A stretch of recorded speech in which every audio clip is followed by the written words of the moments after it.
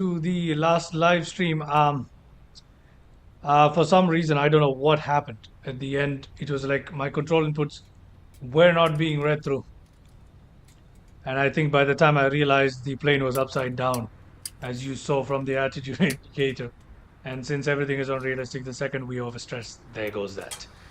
What happened was I think I had my mouse inside. Maybe I was pressing something in little nav map, and that meant that the control input wasn't going in. I don't know. That shouldn't happen though. Maybe it was my fault and I just lost track of what is happening with the aircraft. I mean, it's very possible that's what happened in the last stream. So yeah, if you're watching the last stream, I am so sorry about that interruption. But not to worry. Luckily, we just took off from there. So let's just go ahead and quickly get this started one more time here. Once again, very sorry about the interruption. Okay, so let's just go ahead and get this started here. We did not go too far, lucky for us. I'm starting from the exact same conditions that I did, as you guys can see in the weather. 6 a.m., 5:50 a.m. Live weather is turned on, and we have little nav map here showing us the tour of the coast of Iceland. Okay, so this time I gotta be more careful with this, eh? I really do. I gotta be more careful. I think I got spatially disoriented. Probably that's probably what happened. It might not have been even a controller glitch. It might have just been me getting disoriented and just turning the plane upside down. But you see, again, that shows you how dangerous this is, flying into a cloud with no visual reference. Hopefully at 8,000 feet we break free of these clouds. If we don't, not to worry, we'll actually... I think we shouldn't use live weather for this flight because... I mean, it is the whole idea of this flight is to sightsee, and if we can't see anything, what's the point, right? We'll see. Once we take off, we'll see how the weather looks like. I will change the weather if need be. But for now, let's just go ahead and get this aircraft started up from cold and dark. So batteries can go on. Generator is already on. Let's turn the avionics to on.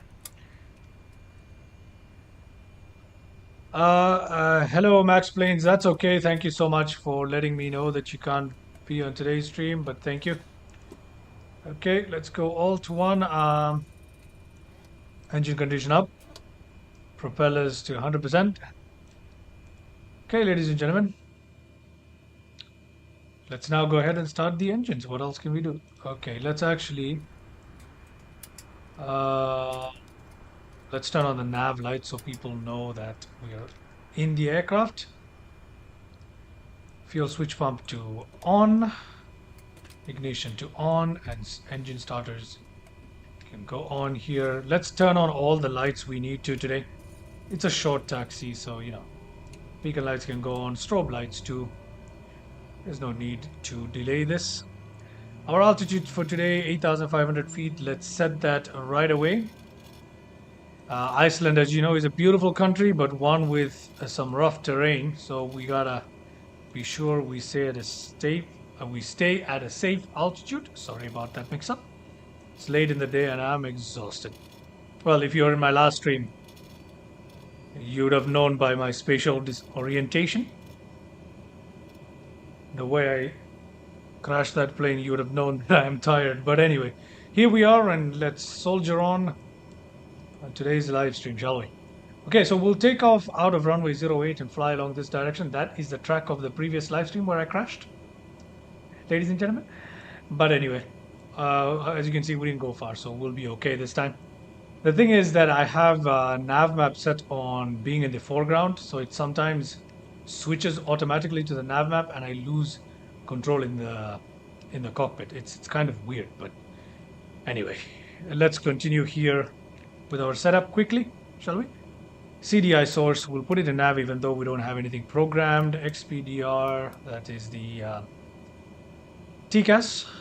Our transponder, we have it on. Our altitude is already set. We can turn on our FD. We can turn on yaw damper in advance here. Let's go ahead and turn on some lights, shall we? It's dark in here. Avionics brightness is 100%. Standby instruments 100%. Panel lights 100%. Overhead pedestal lighting, eh? We don't need any of those. Okay, looking good, looking good. What else? Let's set our flaps down for landing. Press B to calibrate our altimeter automatically, set the pressure. And we are ready to go, ladies and gentlemen. Let's have a look outside. Look at that. We'll turn around, taxi in, backtrack along the runway, and take off along that direction. Remember, in case we can't see anything once we take off, we will change the weather. Right now we're flying in live weather, just so you guys know. Live weather at 6 a.m. early in the morning. Beautiful views, isn't it? Look how lovely it looks. Look at that, man. This is just beautiful. Especially look down that valley right there. Incredible. Incredible, incredible, incredible. Anyway, let's get more exciting views along the way. In case you guys are wondering what this is Bush Talk Radio. It will help us along the way by narrating some of the key waypoints that we have set in here, any interesting landmark, and it will automatically narrate some information about it. So that should be fun, like a guided tour kind of thing. Yeah. Push Talk Radio, just making sure. I kind of have OCD, but anyway, I gotta make sure it's at the top. Okay. All right, I'm done. Okay. Let's move on. Anna, so we're gonna go all around Iceland? Yes, that's right. We're gonna go all around Iceland. Anas, thank you for asking. Thank you for joining my stream. That's the whole idea. We might break this down into 2 live streams, as you guys can see. Look at that. There's a lot of ground to cover. We're basically going all around Iceland, but we might break that down into 2 live streams here today. So we'll see. We'll see how that goes, yeah? I don't think I'll be able to do this in one sitting, of course not, but we'll see. All right, ladies and gentlemen, without further ado, let's go ahead and taxi this beautiful aircraft. In case you're wondering, we are using the Bush Divers livery here. Look at that. Lovely, isn't it? Lovely indeed. I like the way how the Cessna sounds too. Anyway, let's go back inside and get this aircraft started up. Rolling onto the runway, my bad. Let's get ready for takeoff. Parking brakes released, and let's crack open the throttle to get our aircraft rolling here. Been having a bit of bad luck over the past few streams, haven't I? With all these crashes, but hey, I'm a fairly new channel, still learning, so I hope you guys don't mind it too much. But thank you. I really do appreciate anyone who's watching this. I really appreciate anyone who's tuning into this. You keep me motivated to keep going. But anyway, let's turn around here, shall we? And backtrack along the runway. It's not very good at turning, is it? The Cessna 208. But anyway, we'll take off from runway 08 and we will see how the weather is. If it is kind to us, then we don't need to worry. If it isn't, then we have a little bit of a problem, don't we, ladies and gentlemen? We'll have to change from live weather to a custom weather setting. We'll probably go for clear skies. But that is the worst case scenario. Just turn around here. Okay, icy conditions, eh? We should probably have, oh yeah, let's just line it up and put on the parking brakes here for a second. Okay, let's have the pitot heats on here, and let's have some airframe de-ice normal, de-ice mode on. Okay, I'll put it on normal there. Wing lights can remain off here. Okay, everything else is looking good. I believe we have pitot heats, de-ice on. Anything else? No, that's basically it. Oh yeah, let's turn the heading to the runway heading. Yep, we'll put the heading to runway heading just in case we need to use autopilot to help us get out of this cloud here. Okay, ladies and gentlemen, without further ado, let us get out of here. Okay, engines are looking good, and let's set the thrust for takeoff here. A little bit of a wind, as you can see from the sock. But anyway.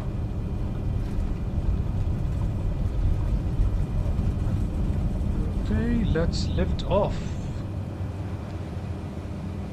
Okay, we'll come off the throttle a little bit. Take off once more. Put the flaps up, allow our speed to climb.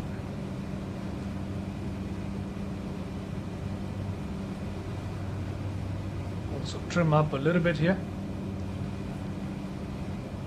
goodness. These winds are not very favorable. Look at that beautiful little town. Snow-covered little town here. Okay, our speeds are not looking great. We need to climb to clear this mountain to our right. I'm trying to fly away from it, as you guys can see. Our climb rate is a little too high for the Cessna. But anyway, it is not very easy to control today, ladies and gentlemen. Not at all. Not at all. Okay. Okay, let's continue on this heading here first.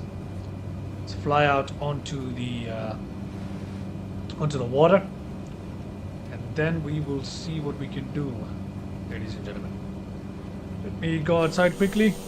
That is the airstrip that we took off from, ladies and gentlemen. Look at how beautiful all this looks. Okay, I gotta get in and make sure that I do not disorient myself on this flight. So, oh my goodness. Okay. Let's allow our speed to climb a little bit, shall we?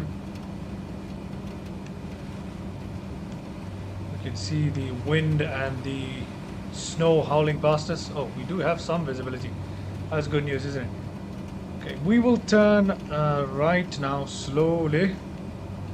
We can see the rain. Oh my goodness, it's raining. There's water all over us. Oh goodness me.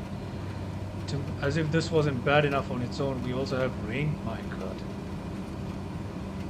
Okay, we gotta be careful here. Make sure we do not disorient ourselves. Our speed is climbing, so we gotta watch that.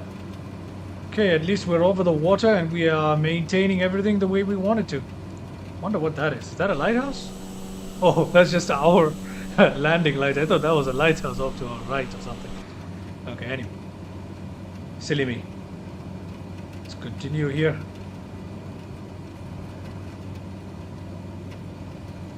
Let's continue here. I think I'll give the flight off to the autopilot slowly. Autopilot is on. Altitude hold mode, VS. Let's push that a bit up so the aircraft climbs a little bit. Okay, we can use our heading mode here to control the aircraft. So let's turn on our heading mode here. Actually, you know what? Let's fly out to our left a little bit. That should take us to one of our waypoints here. Yeah, it appears so. Let's see. Let's see if bush talk radio actually works.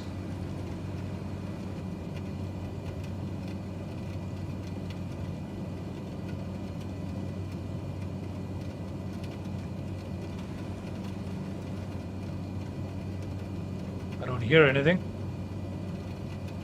but okay.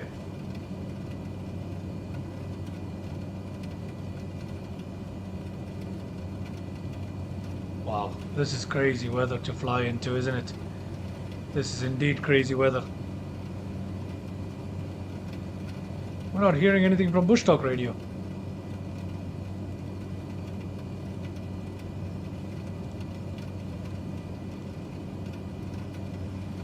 That's interesting. Let's turn in a little bit more. See if bush talk radio talks to us about this waypoint.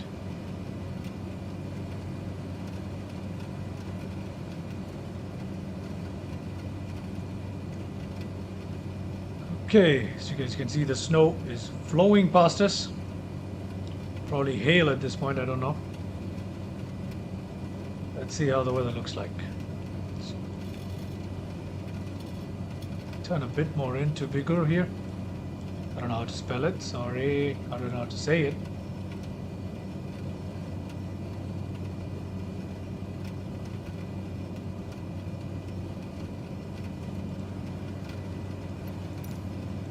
I don't know why bush talk isn't working, but okay. Vigga is the second largest island of the Asavtjarðarjökull fjord in West Fjords, Iceland. The island is around 2 kilometers in length and 400 meters in width. The island is most noted for its sheep farming. with only a single farm being located on Vigor. In the 17th century, the farm on Vigor was home to Magnus Jönsson, a wealthy man who collected and commissioned manuscripts. A windmill, built in circa 1840, is also located on the island. Okay, there is some information about the island we just passed, and I'm sorry for changing the weather so abruptly, but as you guys can see, it does not look right when somebody is giving you a tour and you can't see what they're talking about. So that's why I changed from live weather to clear skies here. And the island that was being talked about is right here, Vigor. Hope you guys enjoyed that. Let's move on to another waypoint here. Hopefully we'll be able to see that one. If we need to, we'll go outside the aircraft. No need to worry about it. Let's turn a little bit to our right here to intercept that waypoint and hopefully trigger bush talk radio. Let me see. Let's put a better weather, shall we? Some few clouds maybe? Yeah, few clouds is better than nothing. Because it looks a little bit realistic, yeah? There we go. That's perfect for a show flight. Look at how lovely this looks. Come on now, tell us something about... you know what, we'll actually skip that point and we'll continue on our flight. Yeah, you know, should we make it? You know what, let's try. Let's hear what Bush Talk Radio has to teach us about this particular waypoint here. That'll be fun, right? Let's go out and find out. Make it a hard left here. I'll stay at this altitude for now so we don't go too high. Okay.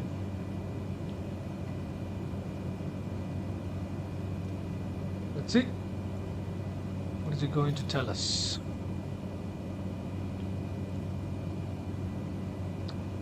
Let's find out, shall we, ladies and gentlemen? Let's see. Alt 3 is the other side. Alt 4. Oh, that's nice. I wish we could see better in this setting, but yeah, we'll see. Southervik is a fishing village and municipality on the west coast of Alptafjorður in West Fjords, Iceland. On January 16, 1995, an avalanche fell on the village early in the morning and destroyed several buildings, most of them residents' houses. 14 people were killed and 12 were injured. Severe snowstorms made the rescue work difficult and dangerous. The final survivor was rescued 23 hours after the avalanche had fallen, and the search continued into the evening of January 17th. A disaster relief fund was established, and within a week, the Icelandic public had donated 300 million krona to the relief effort. The same winter, 2 more avalanches fell from Trafalgar, destroying several houses. The areas hit had already been evacuated, so no more lives were lost. Avalanches fell from many other gullies and mountainsides during the avalanche cycle that winter. At a public meeting on January 23, 1995, it was decided that the village should be rebuilt at a safer location. The existing properties within the danger zone were sold to the Icelandic government, and construction work on the new village began on August 23rd. By winter of 1996, 51 new houses had been built, and 8 more had been moved from the old residential area. The industries in the area were relocated along with the residents, with the exception of the freezing plant, which continues to operate in a similar manner as it did prior to the avalanche. Many of the properties in the old town are now rented out to tourists in the summer months. The village's main industries now are fishing, fish processing and tourism. As well as the old town summer houses, there are several tourist... Okay, so we heard about the village we just passed by and the history of the avalanche. That's really nice that just a little story of perseverance there. Really nice to hear the stories of the places as we fly along, isn't it? I never really realized how much of an asset Bush Talk Radio could be while flying. This is really nice, learning the histories of the places that you fly over. Definitely enjoyable here. So there's a little story of Icelandic perseverance there about the little village that was covered in avalanche. Really nice. Let's continue on our journey. Let's see what else we can learn along the way. Really nice here. In addition to the beautiful views, we're also actually getting to learn about the place. This is lovely. It's like a paid guided tour, isn't it? Very, very nice. Okay. We should learn something about the place we're over right now. Let's see. Let's play. The Westfjords Heritage Museum is a museum in there's a museum here somewhere. Westfjords of Iceland. The museum is based on maritime heritage and gives an insight into the local Westfjords fisheries and fishing industry, as well the life of the fishermen, their families and the coastal culture through the centuries. The museum has made a policy concerning preservation of boats to restore them to their previous condition and to keep them seaworthy. The museum was opened in Tornhusið on Fisherman's Day in 1988. Most of the museum collection consists of various historical things regarding the fisheries and the fishing industry around the Westfjords. Among interesting things is a collection of 190 accordions, a collection of valuable old boats and different things found by divers in the seas around the fjords. The museum is a popular point of interest. A local theatre group dressed in Icelandic national costumes makes a play of the daily life of the beginning 19th century, where they sing and dance to a music and put the fish bacalao out in the sun to dry. Okay, we learned a little bit about the museum that we passed along the way. Really nice here. I'm enjoying this bush talk radio, isn't it? Really, really nice. Lovely stuff. Oh my goodness, would you look at the view? Look at that. My goodness, Iceland is a beautiful place, isn't it? Oh, it's so lovely out here. Wow, it is so, so beautiful. Let's go back in the cockpit. Anas says he's loving this. That makes the two of us, mate. I'm loving this too. This is so enjoyable. Lovely learning about the places as you fly over, as opposed to just flying over them.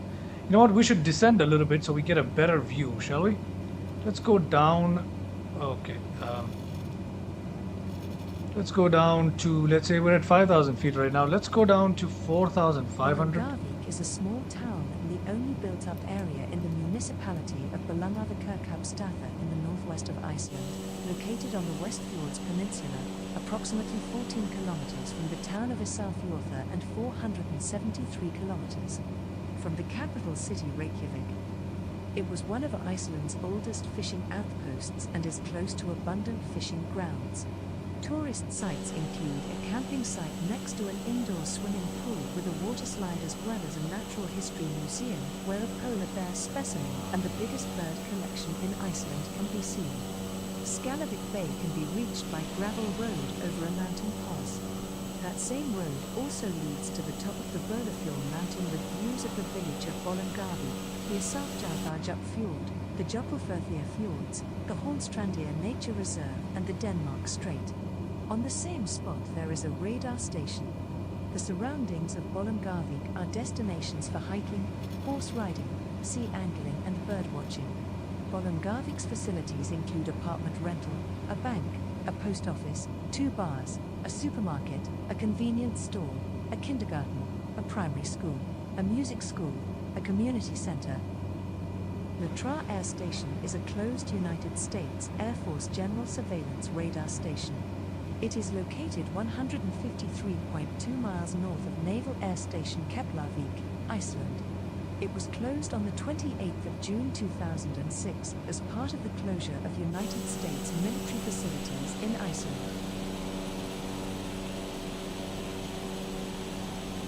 Interesting.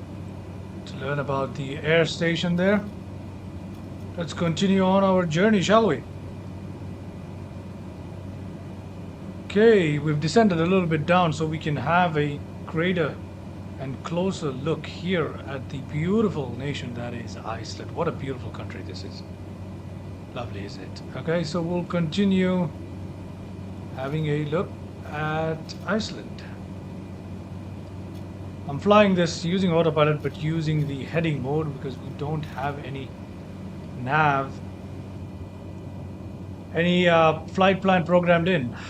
So we're flying this using the heading mode, using little nav map to guide us, as you guys can see in the top left corner. I put that open just so you guys can have a look. Let me hide that up a little bit for the time being, so you guys can just focus on the views here. I mean, I don't know how. If this isn't lovely, I don't know what is. Oh my goodness! Wow! Just absolutely breathtaking stuff here.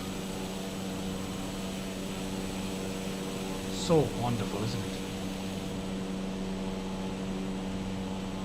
Okay, ladies and gentlemen, right now we are flying to an airstrip right now, where hopefully we'll be able to make a landing. That's the idea.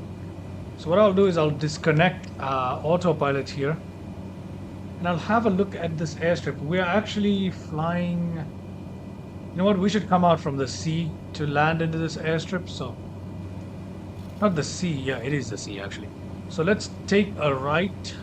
We'll turn right, go out over the water, turn around back, and land into the airstrip called. Where's the range? Where's the airstrip called? This one right here. Okay? BIIA. I dare not pronounce the name of the airstrip, but I'm gonna give it a go. It's called a oh dear lord, Sudureyri airstrip. I hope I pronounced that right, but it's called Sudureyri airstrip, and that's the one right here. We'll go along this route, turn around over the water to around 120 degrees, and then we will make the landing into that airstrip. Okay, let's have a look if we can see that airstrip, shall we? Oh, there it is. Is that the airstrip? I think so. Yep, it is. There it is. That's the runway right there, the one we're going to land into. Let us have a look. There it is, ladies and gentlemen. The airstrip is right there. I hope you guys are enjoying this trip so far. I'm having lots of fun here. Oh, look at the reflection on the livery on that, man. Wow, this is an incredible one, isn't it? Okay, anyway, we've gone far out enough. Let's go back inside. Descend here. Let's cut the throttle, shall we? Slightly. Let us, you know what? Let me just take manual control from here. Okay, manual control. Cutting the throttle completely. And descending. I'm still out over the water. We're going to turn around and come back into the runway for a landing or a touch and go. We'll see. I think we just took off. We literally just took off. So let's try and limit this to a touch and go. All right. Let's descend rather steeply here for a Cessna. I'll begin the turn when we're about 2,500 feet. Seems about right to me. We can also begin. Yeah, that seems about right to me. We can also begin to drop our flaps once the speed. Okay, there we go. We've got.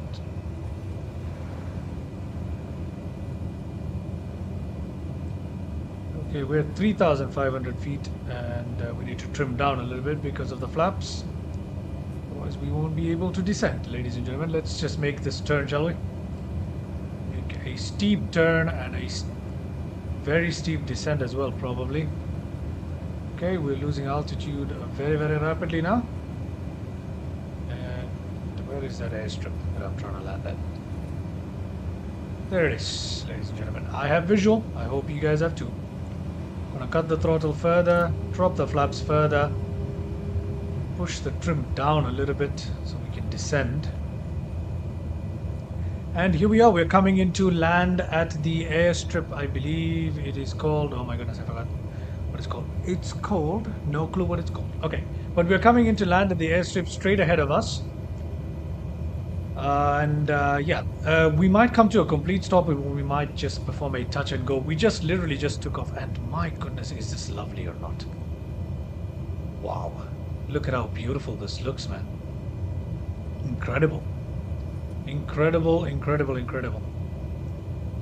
Okay. Let us go in and land this aircraft, shall we? The Cessna. Currently descending very, very steeply here.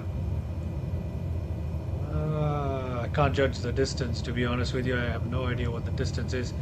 I'm kind of going in by visual read here. Let's see, we're descending a little too fast, aren't we? Need some power. Maintain some airspeed. Anas, if you're still with us, Max Planes, anybody, if you're still with us, let me know. Let me know whether you're enjoying this, and yeah. Let's go in, ladies and gentlemen. Let's go in for a beautiful, beautiful landing here.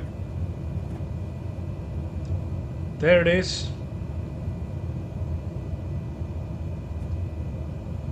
On the airstrip we are trying to target. And that is the Sudureyri. Please forgive me for butchering any names here. We just turned off our taxi. Okay, 500. That's fine. That's fine. 500 feet is fine, I believe. Not too sure.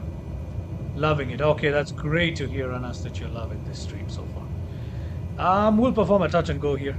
I don't think landing here is a good idea, so we'll just perform a touch and go here.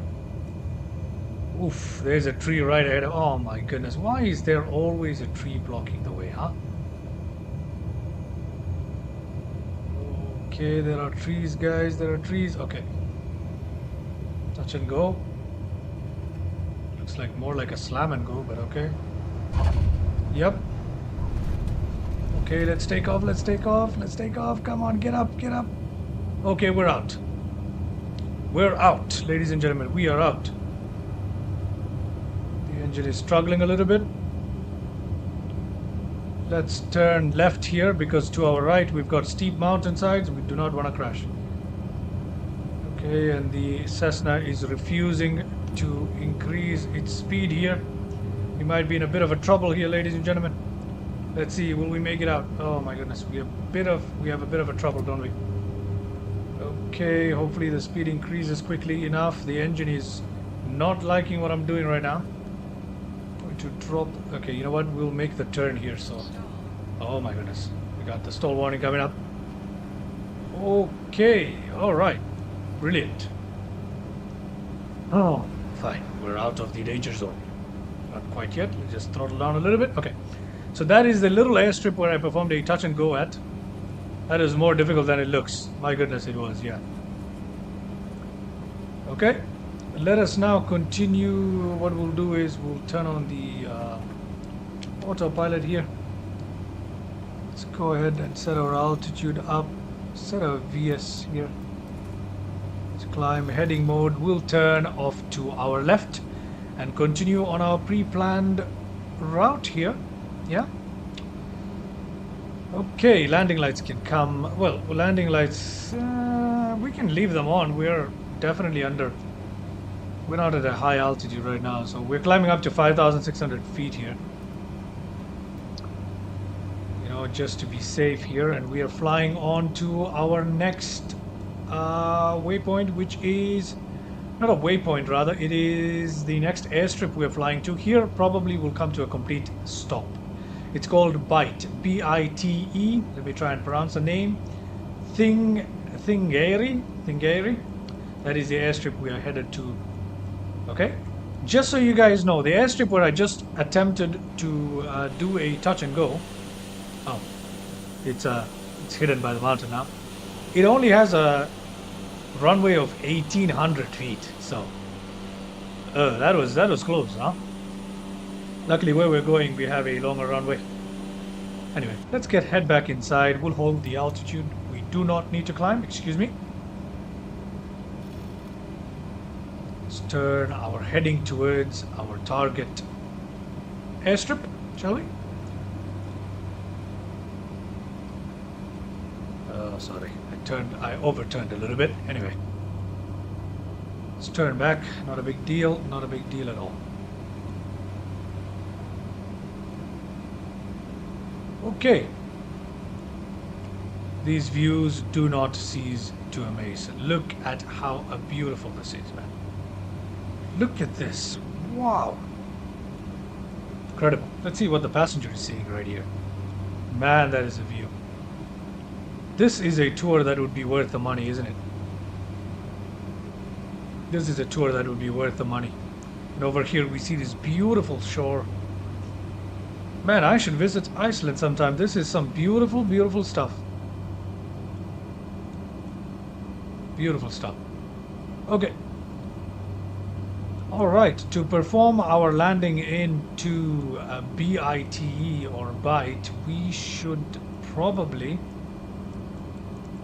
Yeah, we should probably once again fly out over onto the water. Sorry, fly out onto the water, and then attempt to line up with the runway and come back in for the landing.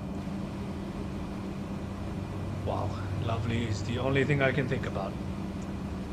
Okay, in that case, let's actually begin now, turning out towards the water to our right, so we can make a successful landing. The airstrip is somewhere here, okay? It is somewhere here. Yep, so let's actually go out now and make our right turn. So we'll make a hard right up above these hills here. Will we clear them? I have no idea. Yeah, we'll clear them, but barely, it seems. Yeah, we're only at 2,900 feet. This is just incredible, isn't it? Look at this, man. Wow. Incredible. The aircraft also is also very beautiful. It is a very good-looking aircraft, isn't it? The model. Although it's a stock version that comes with a Sobo. Anyway, here we are, turned out towards the water here. No time we'll be out over the water, and our airstrip that we're trying to land in is somewhere here, I believe, if I'm not too mistaken. That's where we will be. Cutting it close to these mountains here, but we'll be okay, hopefully. Let's see. Yep, the airstrip should be somewhere in this clearing. Let's get back inside here. Ooh, we're cutting it close. Let's see what the passenger sees here. Wow. The view from the cabin is so brilliant.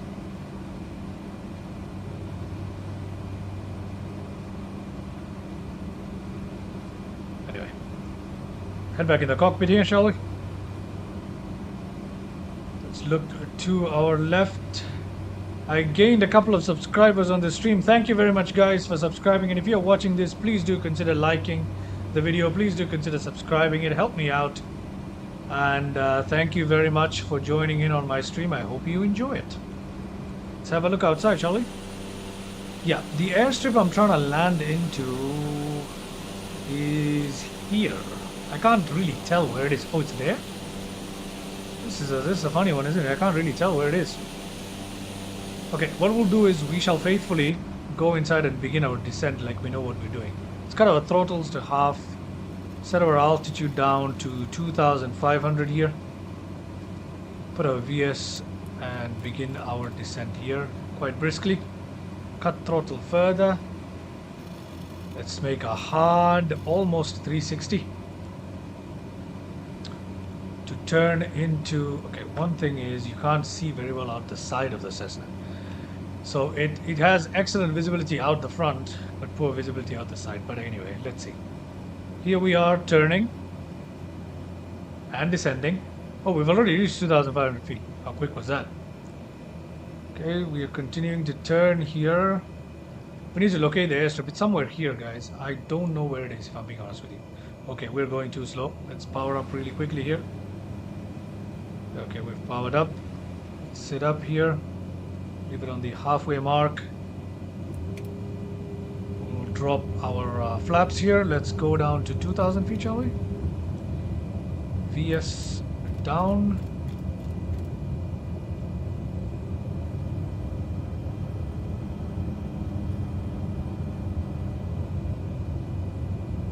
Okay, that's interesting. We're getting into a cloud and that's obstructing all our views here.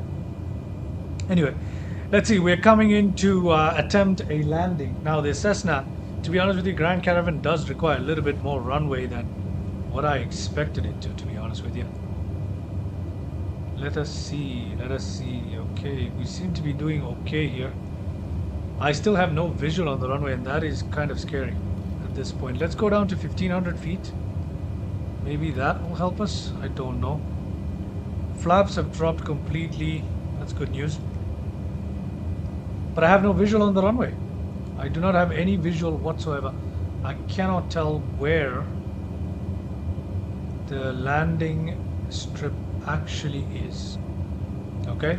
Is it a landing strip? Is it an airstrip? I don't even know that.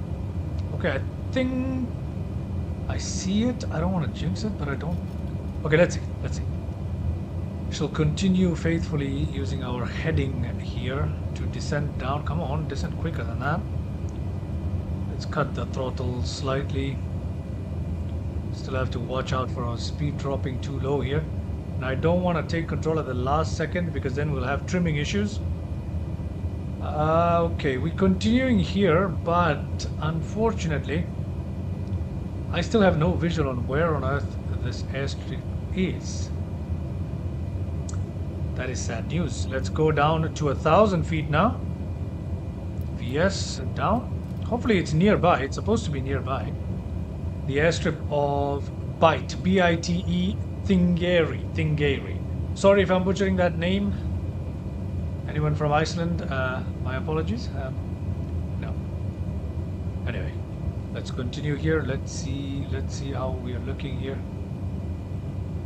My goodness, where is this airstrip? Is it hidden away somewhere that we can't see it? We're supposed to be right near it. And I have no idea where it is. Okay, it should be somewhere here. We'll continue here by faith, fly by faith, right?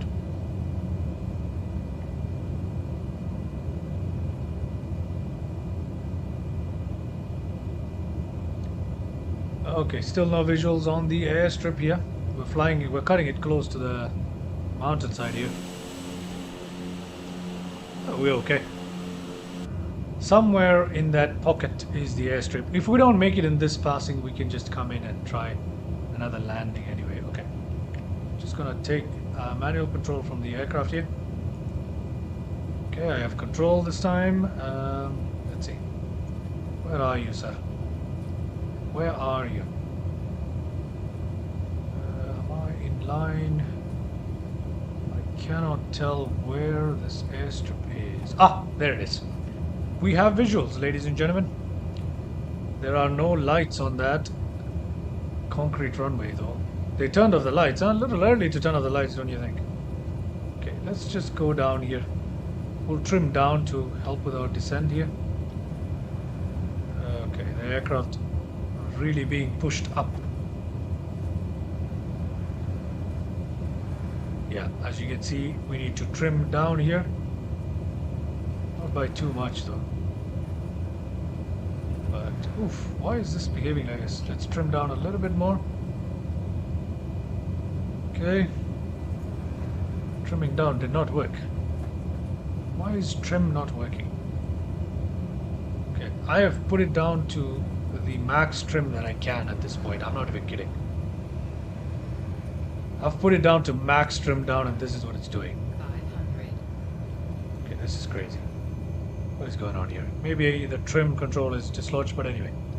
Let's see how we do this. Okay, we have a problem here. This aircraft is not stable at all.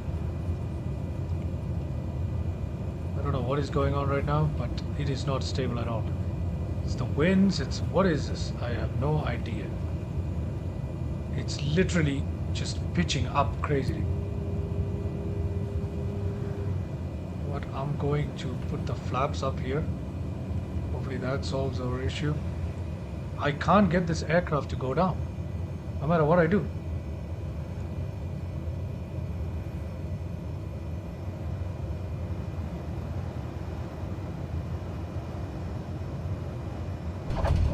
Okay.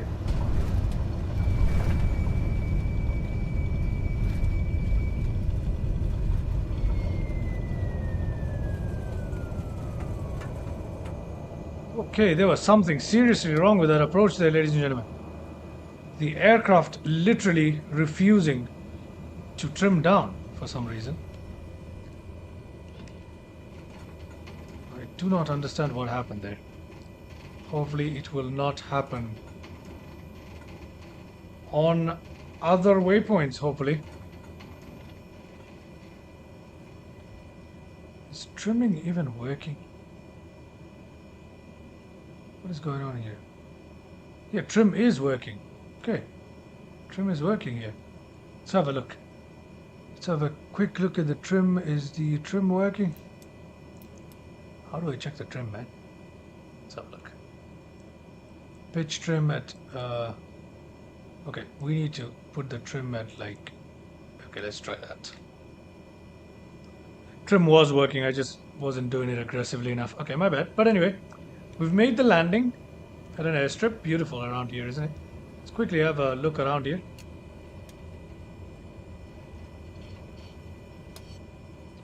Let's go outside and have a quick look around this place. Beautiful. Alright, let's continue on our journey here, shall we? These brakes, and we have full throttle. Landing lights on, taxi lights off. Oh my goodness. Okay.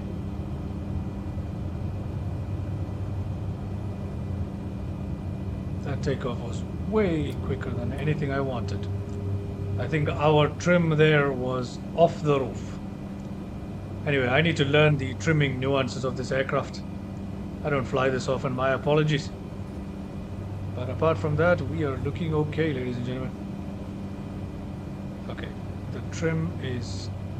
Okay, now it is working. Okay, now, yeah, now it's working. There it goes. Now we can trim it. When will we refuel? That is a great question. Right now, our fuel quantity is looking okay. But we'll definitely get around to refueling soon. Thank you for reminding me about the fuel, Mr. Anas. You know what? Let's take this valley, shall we? Feeling a little bit adventurous here. So let's take this valley. Trim down a little bit. Let's take this valley here. There it is. Beautiful. How lovely. Let's take this valley and we will continue our journey on here. We haven't gone across any interesting waypoints of late, have we? Okay, I just have to make sure that I clear this place without too much trouble. So I will turn to the right where I see a little gap, the lowest altitude for us to pass through. Matter of fact, it might be to our left, but I do know that this direction is water, so that's better for us to go this way. When will we refuel? We'll refuel soon. Oh, sorry, I already answered to that. We'll refuel quite soon. We'll trim down a little bit right there. Okay, now the trim is working. Definitely is working, yeah.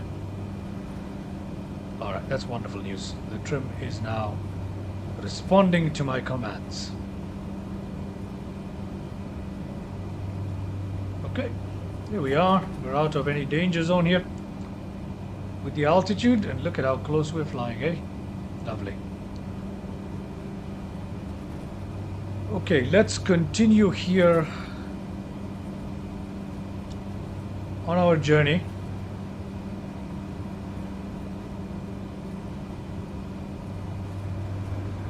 Oh, autopilot immediately decides to head us into something we don't want to be in. We just disconnect. Okay, put heading there. Okay, that should take us. Where is the autopilot going? What is the autopilot doing right now? Okay, when I try to switch on autopilot, it's going berserk. So I'm going to remove the autopilot here. Okay, now it's working. Is it? Yeah, I think it is. I don't know. Okay, yep, it is. Autopilot is engaged and it is now working. I don't know what it was doing before that. Okay, we are traveling very, very quickly here, so we need to cut our throttle slightly, make sure we don't overspeed here. Altitude hold. We should be able to hold this altitude. Yeah, we should. Okay. Here we are, continuing on our journey along the coast of Iceland. Lovely, isn't it? I still don't have full command of this aircraft. As you guys can see, I'm still quite green to the Cessna. I don't fly it very often. My last flight, if you guys didn't check that out, my last live stream with the Cessna 208, the live stream I did right before this, it's worth it, man. Go check it out. It is the one where I defeated my nemesis, Quinton Lodge in New Zealand. I could not land into there with this Cessna, and I made it happen, ladies and gentlemen. So that was my last live stream. So if you guys want to check that out, go check that out. Okay, for now, we are now heading towards another airport here. Olafsvik Airport, I believe. Olafsvik Airport. BIOL is the code. Okay, it's right over these group of mountains. And yeah, it's right over this side, so we should probably begin our turn off to the right. Right there. Okay. All right, altitude hold mode is engaged. Let's go up to 4,000 feet for a second, shall we? Quinton Lodge was hilarious. Yes, it was. Yes, it was. It was so frustrating, man. Okay, we are looking okay, to be honest. Our heading should come back this way as we fly towards our next waypoint. We're flying to Olafsvik Airport, or BIOL, where we will perform a touch and go, maybe a touch and go. There's only 2250 feet there. And with me having such poor command over this aircraft at this point, I don't know what is wrong. Just ain't my day right now, so with such poor command, okay, we have a problem. We gotta climb, ladies and gentlemen, we gotta climb.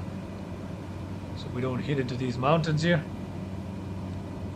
Okay, let's give it a bit more power for the aircraft here so we don't lose too much speed. Our leg safe altitude, we're supposed to be climbing at like 7,000 feet. I'm cutting this close here. But anyway, we're fine now. Let's go to altitude hold mode right there. Okay, that's enough. We cut the throttle. We are looking good, yeah? Okay, now this airstrip is right on the other side of this set of hills here. Let's go back to VS. I don't feel comfortable with this. We need to climb a little bit more. So the airstrip is right on the hidden edge of these cliffs, or I shouldn't say cliffs, I should say hills that we're coming up on. So we'll have to go out over the water right here, come around, and then turn in for the landing into Olafsvik Airfield, or airport, whatever you like to call it. Okay? Wow. Isn't that a view when you're flying? Brilliant. Okay. Let's continue here.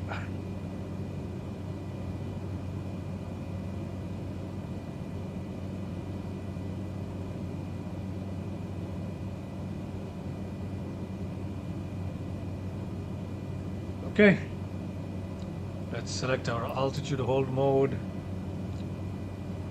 And we are okay right now. Okay. We should be able to, the airstrip will pass right underneath us, so we'll just go forward, turn around, go this way out over the water, and come back in for the landing, ladies and gentlemen. So this should be a touch and go. I don't know how well I can perform a touch and go. We'll see. We'll see.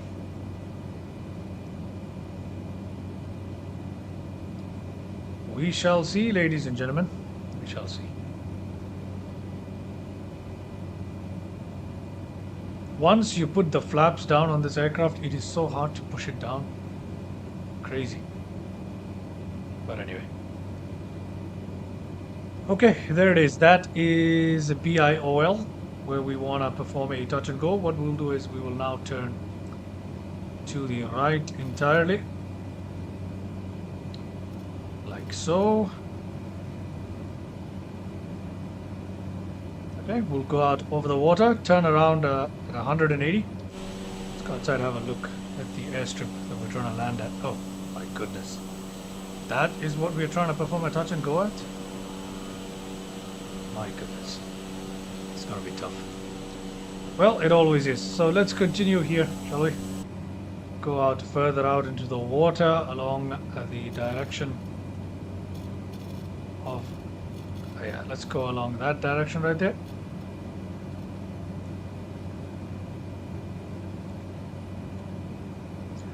Again, can I just say how lovely this looks, eh? It's a long day ahead of us, isn't it, ladies and gentlemen? On the stream here. Lovely. Okay, you know what? Landing lights at this time, we really don't need them, do we? You know what? For the sake of argument's sake, we'll leave it on. We shall leave it on, ladies and gentlemen. We shall leave it on. Okay, let's continue here. Flying out towards the water. And let's actually begin descending here, shall we? Let's go down to completely 1,500 feet VS. Let's dip the nose, shall we, and cut the throttle.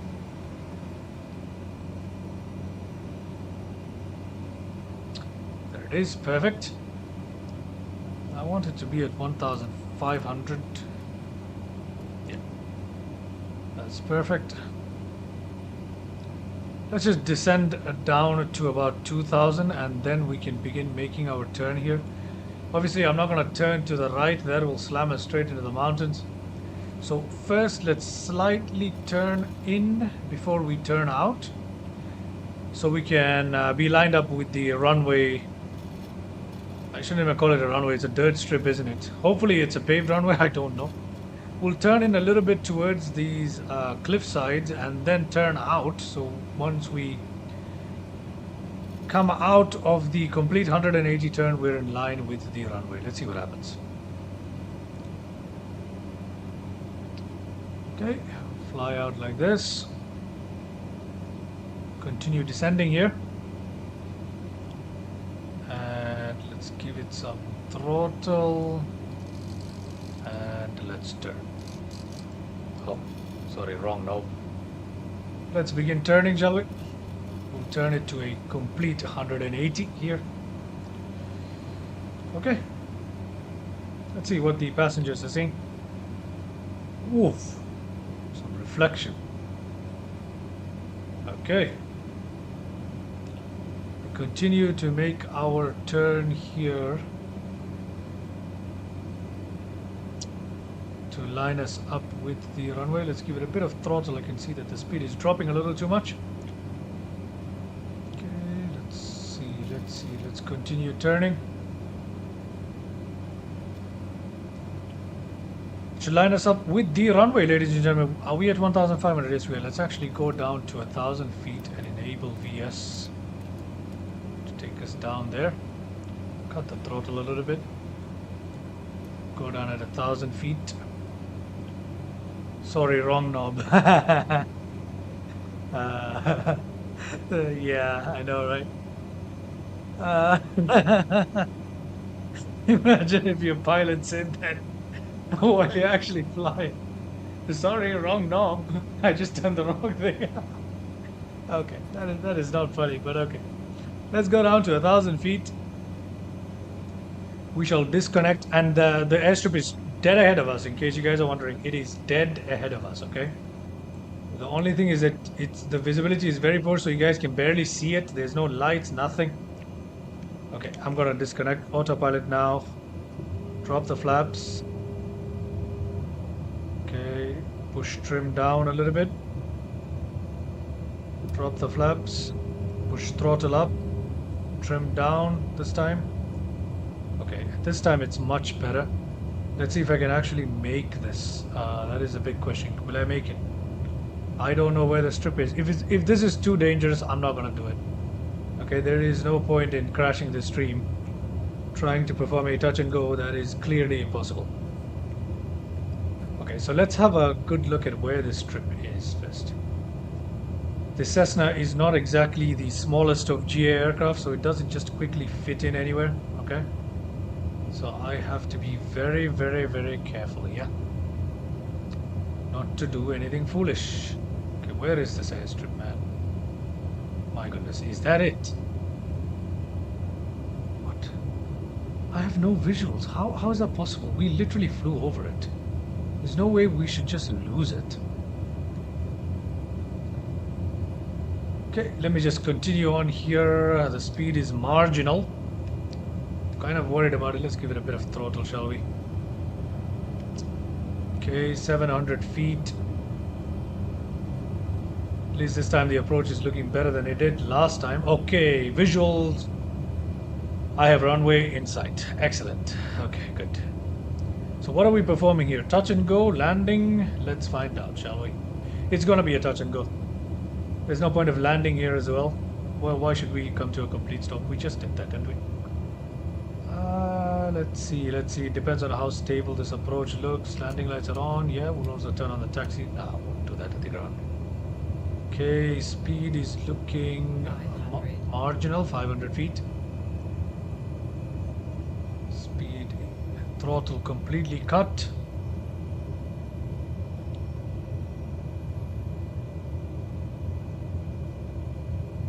$75 knots. Again, a bunch of trees right in front of where we need to come in. That is a problem because this aircraft cannot handle trees. Okay. This time though, I think we've made it.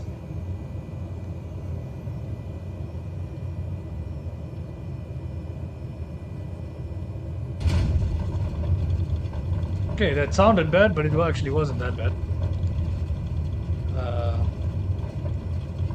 Oh my goodness, is that the end?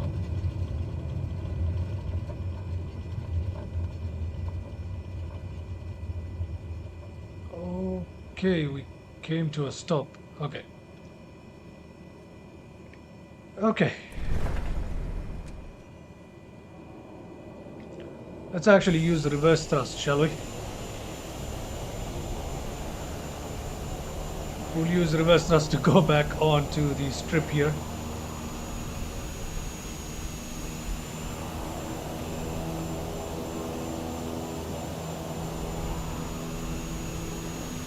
Okay, there we go. We literally backed into our landing strip. I literally did not know that it was going to end right there. How stupid of me. Anyway, let us turn around here, shall we? Slowly. Come on. Come on. Don't fall off the ledge. Just go slowly. Talking to the airplane works every time, guys. Just kidding. Just kidding. Let's put our flaps back up, shall we? Put our trim back down a little bit. And we can take off back into the air, ladies and gentlemen. Alright. Some exciting stuff here, eh? Never a boring day at Club de Noob. Very nice. Okay. Flap set back to take off. Let's have a look at the fuel, Mr. Anas. Let's have a look at the fuel, shall we? Let's see. Now that we've landed here, let's have a look at the fuel. 35%. Okay, that is definitely enough fuel to take us to the next couple of waypoints, so I am not going to refuel just yet. Okay? Okay, ready for takeoff? And let's go. Engines are good.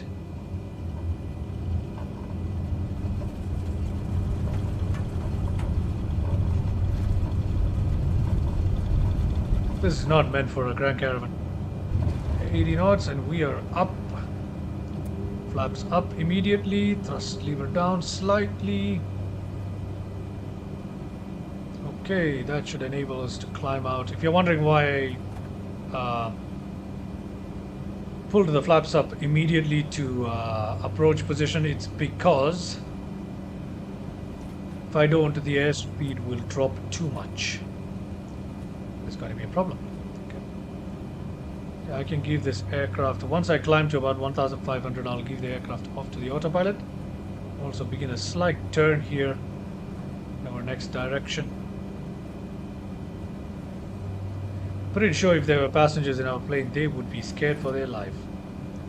Okay, you know what? Let's set the auto throttle here. Oh my goodness, it is descending, isn't it? See, the reason why I'm having such trouble controlling the aircraft is because of the fact that I've got little nav map on that you guys saw before. And because I have, like, look, I'm using a little nav map here, as I showed you guys before. And because I have it on keep in foreground mode, sometimes the cursor goes to the little nav map and I don't have control in the simulator, but I can't tell because the joystick works fine. It's such a pain. But anyway, let me not make excuses. Let's continue here on our journey. We should turn almost 180 degrees back towards the airstrip where we just took off from, and we will continue on our journey to our next waypoint, which is a landmark where Bush Talk Radio should give us some tour. Okay, I'm going to attempt to pronounce it. Forgive me if if I butcher the pronunciation. So that's one thing. Okay. The next waypoint we're flying towards is called Bardestrand, I think. It's literally written Bardestrand. I'm pretty sure that's not how you say it, but hey. We're going there, and I don't know what exactly it is. It is an area of historical interest in northwestern Iceland. It is the coast between two places. So we'll have a look at that place as we go along, ladies and gentlemen. Okay, we are cutting it close here, but we'll be fine.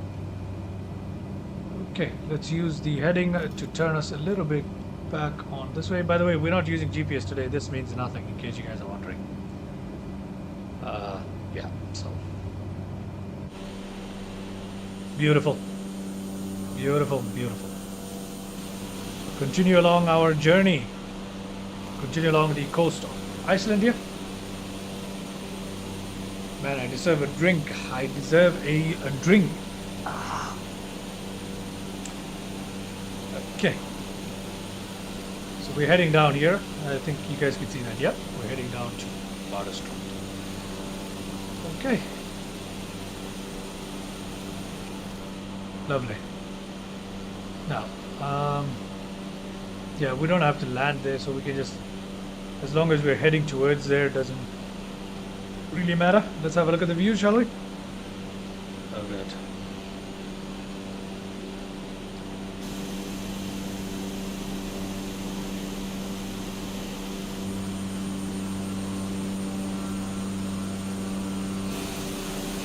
Look at how lovely that is.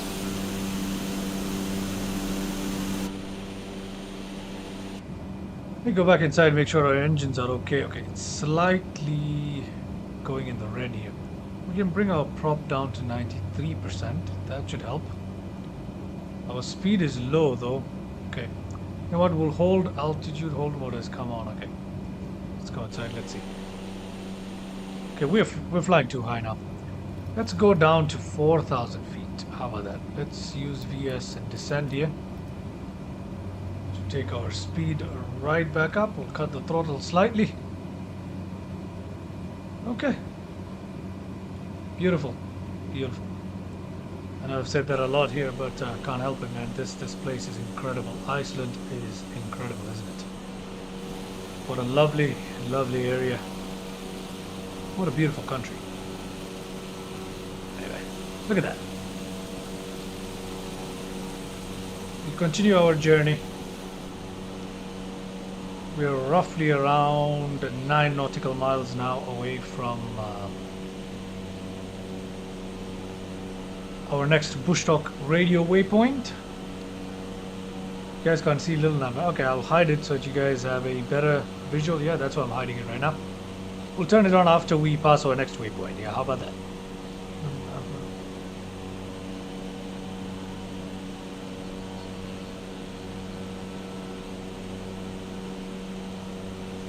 We're going into a cloud here. That kind of takes away our visibility. Hopefully it's just a few clouds, so we'll come out of the cloud soon enough. And we can see we have a terrain display over here as well, so no problem. I am so strange to this aircraft, man. Really am. But anyway.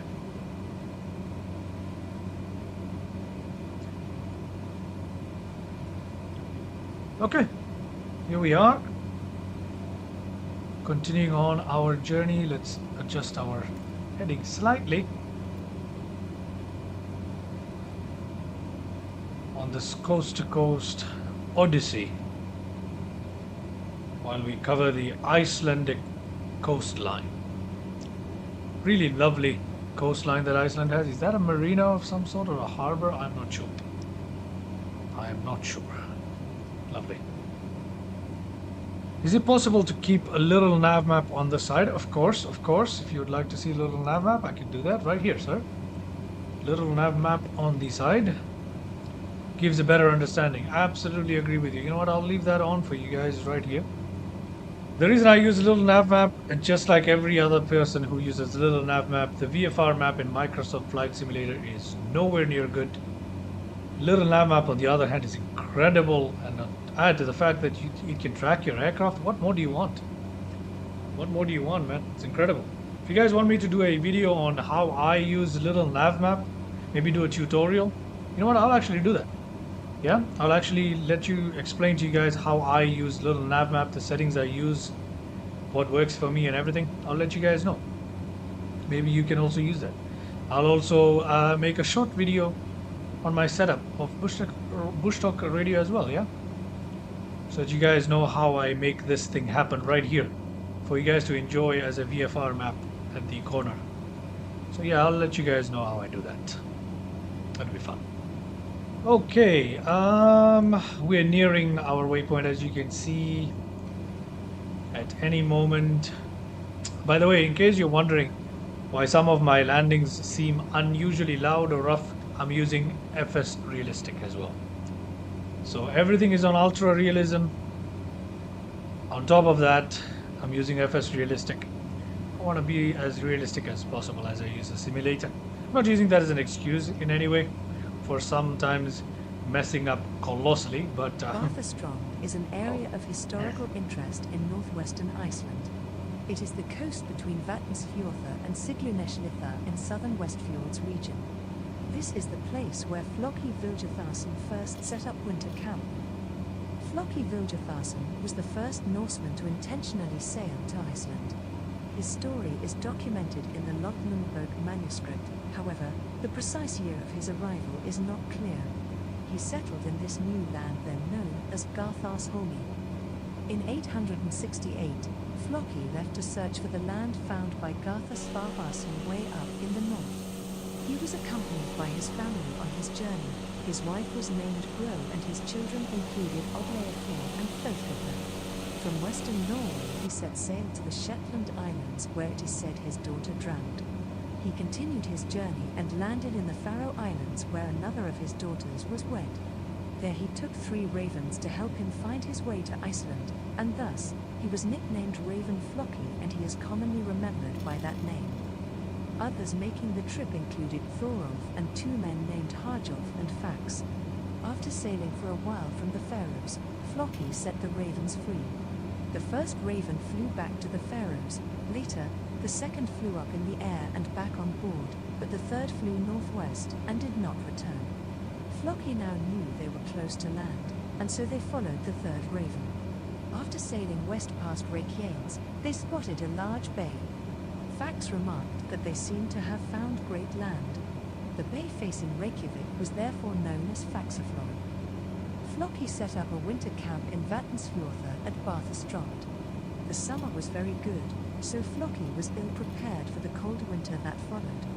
Waiting for the spring, Flóki hiked up the highest mountain above his camp, now believed to be Nomfell in Westfjords.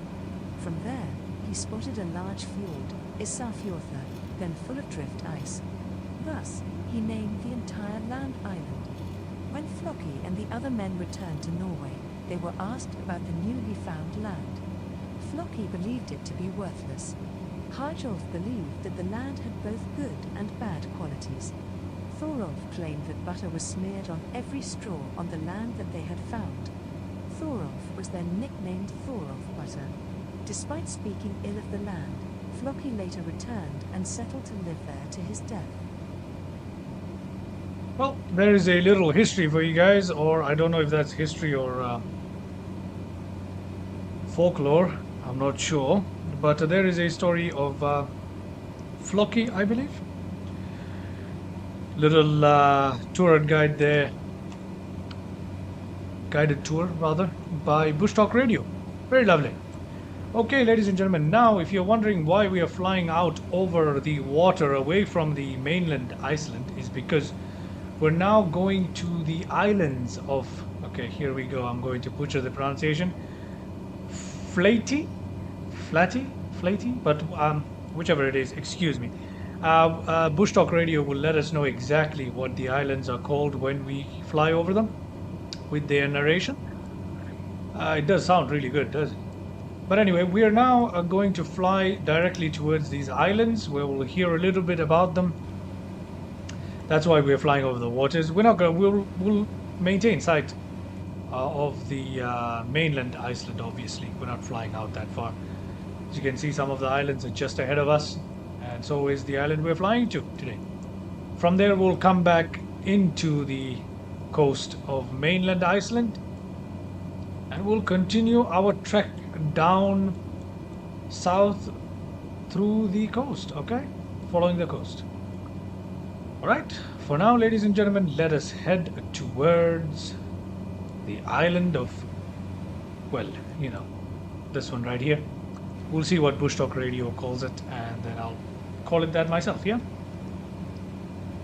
the meantime, let us look at these views. Wow. Man, that is nice. Incredible, isn't it? Absolutely lovely. Absolutely lovely here.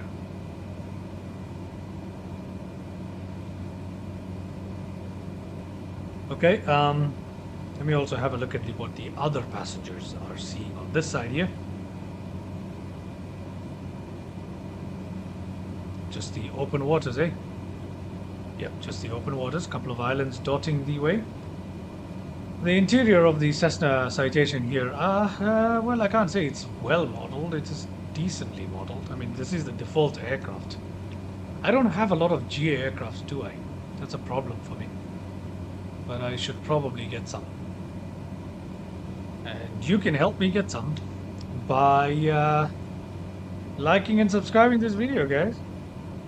Like, subscribe, and that will help me stay motivated to push out more and more content for you guys, buy new aircrafts, etc. Especially with the prices currently for the aircrafts. I mean, they are worth it in Microsoft Flight Simulator, to be honest with you. They are worth the price because some of the level of detail that's coming out is absolutely incredible, like the Piper Comanche, for instance. Incredible. But, you know, you can help me out by simple subscribe, giving a like, dropping a comment, you know, say hello, ask me any questions you like, you know. That will be much appreciated. But if you just want to watch the stream, that's fine too. That in itself is a big deal for me, ladies and gentlemen.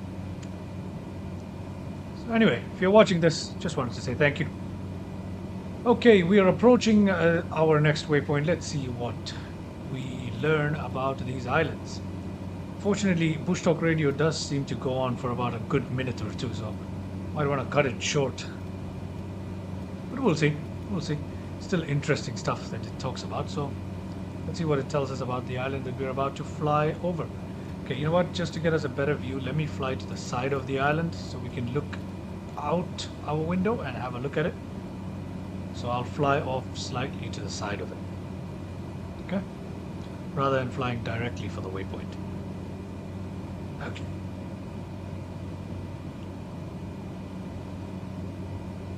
Okay.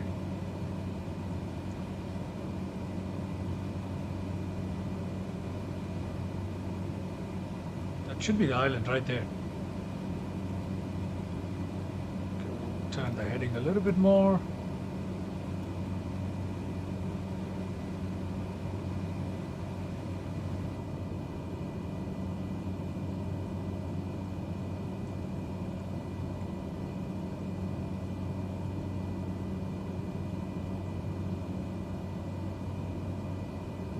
Flatey is an island of the Western Islands, a cluster of about 40 large and small islands and islets located in Breiðafjörður on the northwestern part of Iceland. Flatey and its surrounding islands are, as a creation, believed to have forged from under the weight of a great glacier during the previous ice age. In terms of size, Flatey is some 2 kilometers long and about 1 kilometer wide, of which most is flat land, with scarcely any hills to be found. The island has a seasonal habitation. Most houses there are occupied only during summer. In winter, the island's total population is 5 people. Wow. Now that is some interesting stuff right there. 5 people alone on that island in winter. Wow. Well, you must definitely feel for those guys.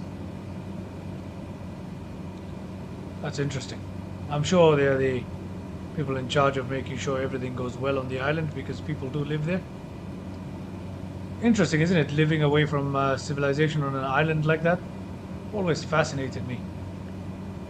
Anyway, let's continue here with our journey. Let's see, where are we moving on to next? We are coming back into mainland towards the coast of Iceland.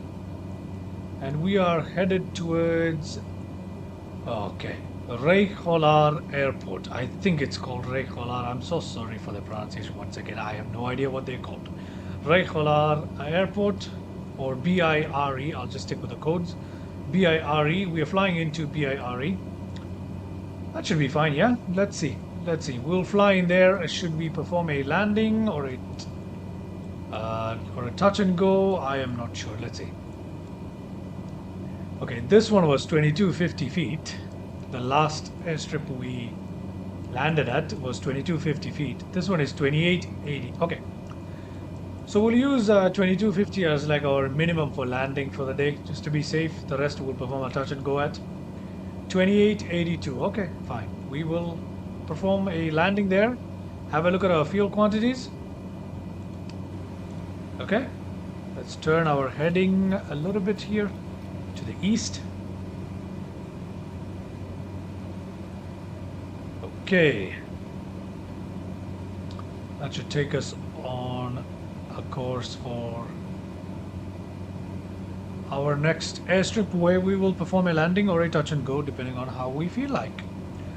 Let me drop our altitude down here to 3,000 feet.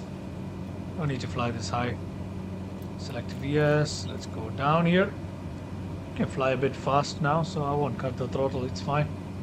We do have 18 nautical miles to the airstrip we are trying to go for. Okay. Lovely scattered islands here. Let's get back in here. We continue here on our tour. Let's see, how long has it been since I started the stream? Just 1 hour and 23 minutes into the stream. Let's cut the throttle slightly, shall we? Just so we don't overspeed.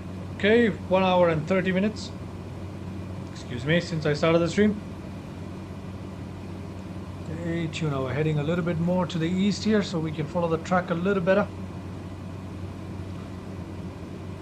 The stream will go on for probably another hour and a half maybe here. We can't open the... yeah, we can't open this. Okay, never mind. I wasn't trying to open the door in case you're wondering. I just wanted to see. Yeah, that would be disastrous. But anyway, let's see. Oh my goodness. See how it misbehaves sometimes when I try and scroll? This is the thing that happens. Well, it's not really misbehaving as much as it is my fault. But anyway. Here we are, ladies and gentlemen. If you're watching this, please leave a like, consider subscribing to my channel. It will help me out lots. I have a long way to go before I can sustain myself flying simulation on YouTube, which is what I would love to do, but you can help and support by subscribing if you like. Thank you very much if you're watching this stream. Thank you so much for tuning in. I appreciate it. Feel free to say hello, comment. I would love to hear what you guys have to say. Okay, we're coming in really close, so let's go down here to 1,500 feet. Set our VS here. Let's dip quite fast here. Cut the throttle here as well. Slowly. Our airstrip is dead ahead of us somewhere. Yeah, it's effectively dead ahead of us. We can slightly turn the heading one more time to get us more lined up with the runway. Okay. Here we are, ladies and gentlemen. Heading straight towards an airstrip.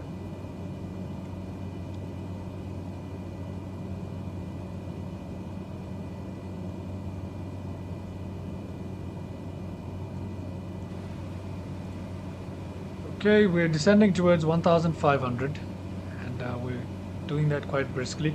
Our throttles are cut here. Let's see how this goes, eh? Fortunately, we have the sun in our face and the shades don't work. The visors do not work. They are non-interactive. The Asobo model of the Cessna. Shame, isn't it? And look at that, we've gone back to 80 knots on the... See that? Look at how when I control nav map, it also controls the simulator, and that is a big problem. Okay. We should be able to... Okay, we can't see anything because of the sun in our face. Let's put it down to 1,000 feet. Let's go down here quickly. Somewhere along here is an airstrip waiting for us. We're kind of coming into the runway heading just a little bit off. Let me just put my heading a little off to the right so we can line up with the runway here slightly. I have no idea where it is. Is that the runway lights? Or am I being deceived? I don't think there are lights here, are there? Now we can turn it back in. I should take manual control at this point. Manual control. Alt 1.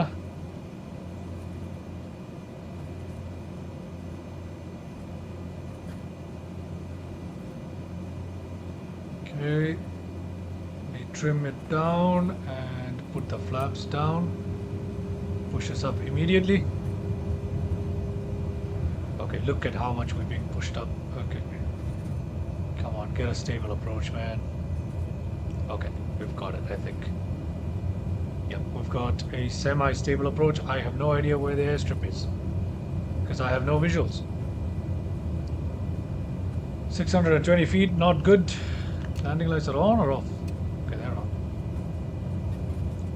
We're heading towards the airstrip, but where it is, because of the sun, I cannot tell. Okay, it's slightly off in this heading. My goodness, where is this thing? 500 feet. Where is this thing? Do I have visual? Okay, I do. Okay. I have runway in sight, ladies and gentlemen. Let me just sit up a little bit. Okay. Wow. See how it just blends into the ground? Possible to see from that distance, yeah? We're dropping quite well, I guess. We can cut the throttle if we want to allow the aircraft to descend a little faster. Yep, this time we have a stable approach. More stable than the last time. No, not the last time, the time before that. Okay, maybe I should keep the throttle. Okay, a little bit of trim up. Okay. As usual, trees in the way, but not too bad this time. We'll be okay. Okay, cutting the throttle slightly.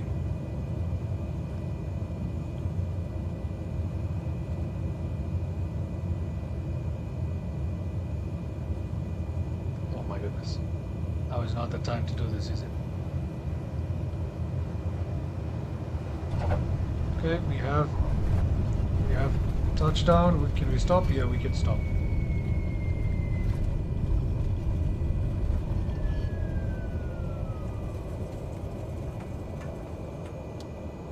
Okay, landing lights off, taxi lights on.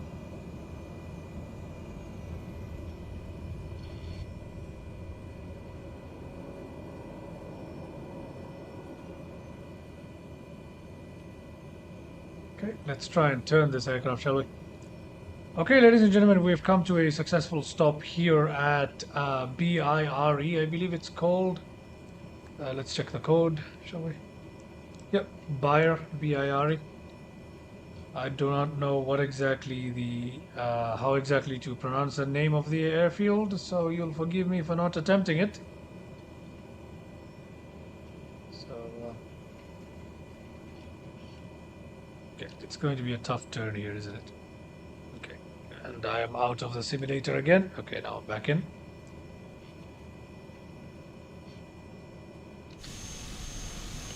Tough turn indeed. Okay. Look at the look at the way how that runway is shaped, man. Look at this. Look at the way how the runway is shaped. Come on, man. Okay. Landing lights on, taxi lights off. Let's have a look at what position the flaps are at. Okay, let's push flaps to takeoff position. Let's get out of here, ladies and gentlemen, and continue with our flight. Yeah?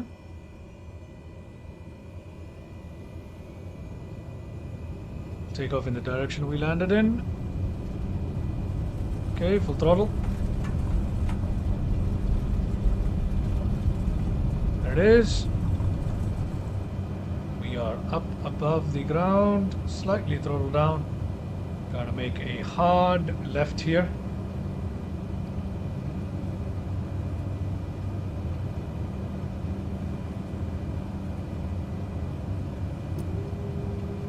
First flaps can go up to approach mode.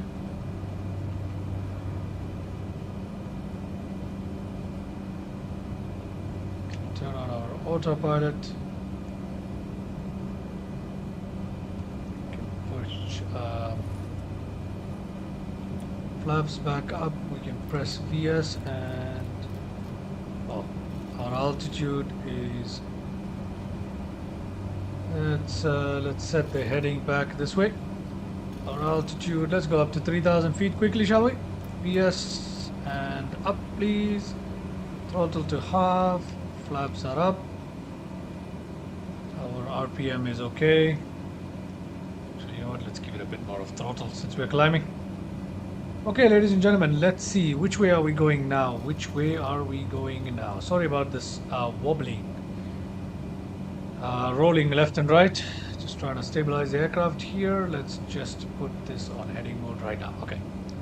Let's see. Where are we going? Where are we going? We have 25 nautical miles to our next airport, where we'll land. No, we'll perform a touch and go here. Come on, we've performed a lot of landings here. So we'll perform a touch and go here. We'll perform a landing in the next one. So we're going to Budar Dalur now, where we'll perform a touch and go. BIBR is where we're headed. We have 25 nautical miles to that particular airport, and we probably need to clear these terrain that we are seeing ahead of us. Let's climb up to 5,000 feet right away, and we'll see whether we need to go up any faster. Let's give it a bit more of power here. Allow the aircraft to climb.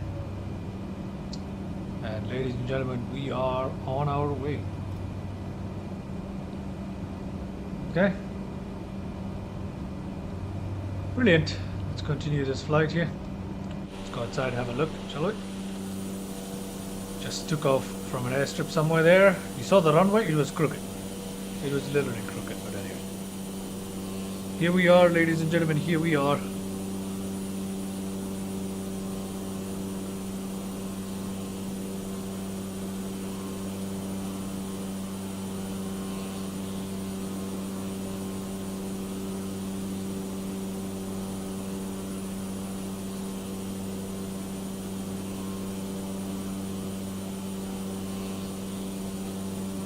Okay, we're continuing here, and let's see how our altitude is looking as we've cleared them. Okay, we cleared these mountains, so let's see. Look at that. Isn't that lovely? Let me look for another view here. Yeah, that is beautiful.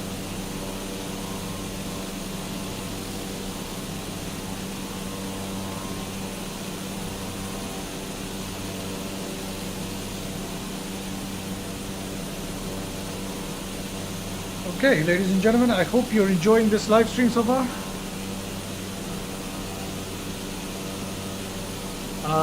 Me180, hi. Hello, Me180. How are you doing today? Thank you very much for joining my live stream here. Thank you very much. Thank you very much. Are you new to the channel? If you are, please consider liking the video, subscribing if you like. How are you doing this? Wherever you are, how are you doing? And where are you from if you don't mind sharing? Me180.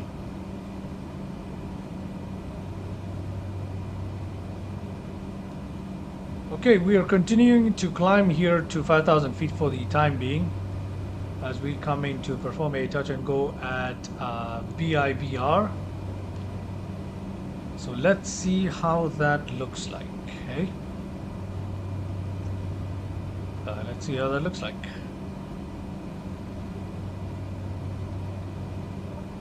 Is there any other waypoint on the way? I don't see any.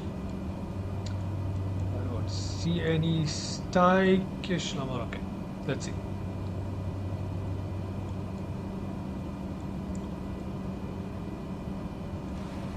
Okay.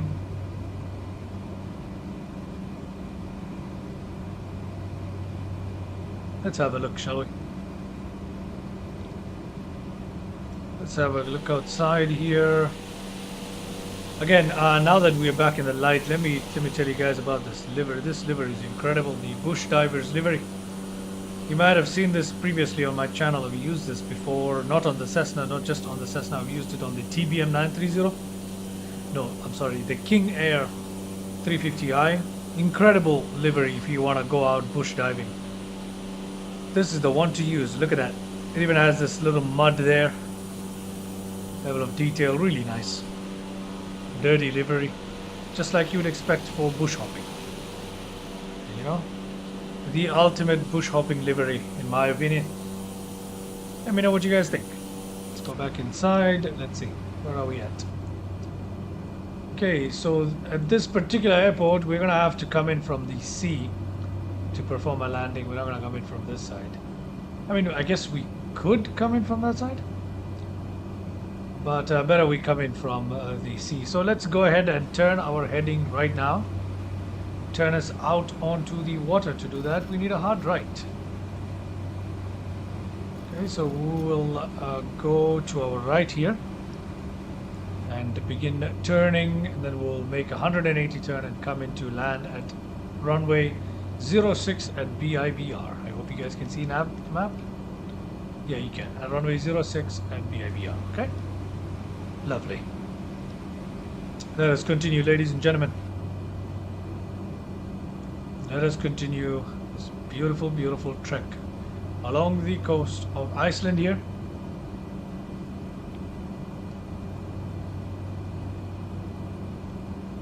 Let's see what we can do here.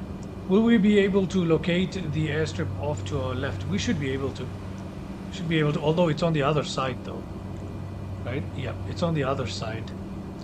So we may not be able to locate it. Yeah, it's somewhere, I'm guessing it's somewhere right here. Yeah, that's where it is. You know what, we could have easily made that through the land, couldn't we? Anyway, now that we've taken this route, we'll go around and land in. Anas, you said let's do 2 touch and goes on the 2 upcoming airports, 2 touch and goes. Yeah, we can try that. We can try that. Let's throttle down here, slow our aircraft down.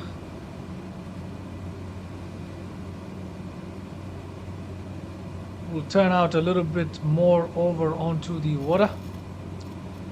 And then we will select a new altitude of 3,000 feet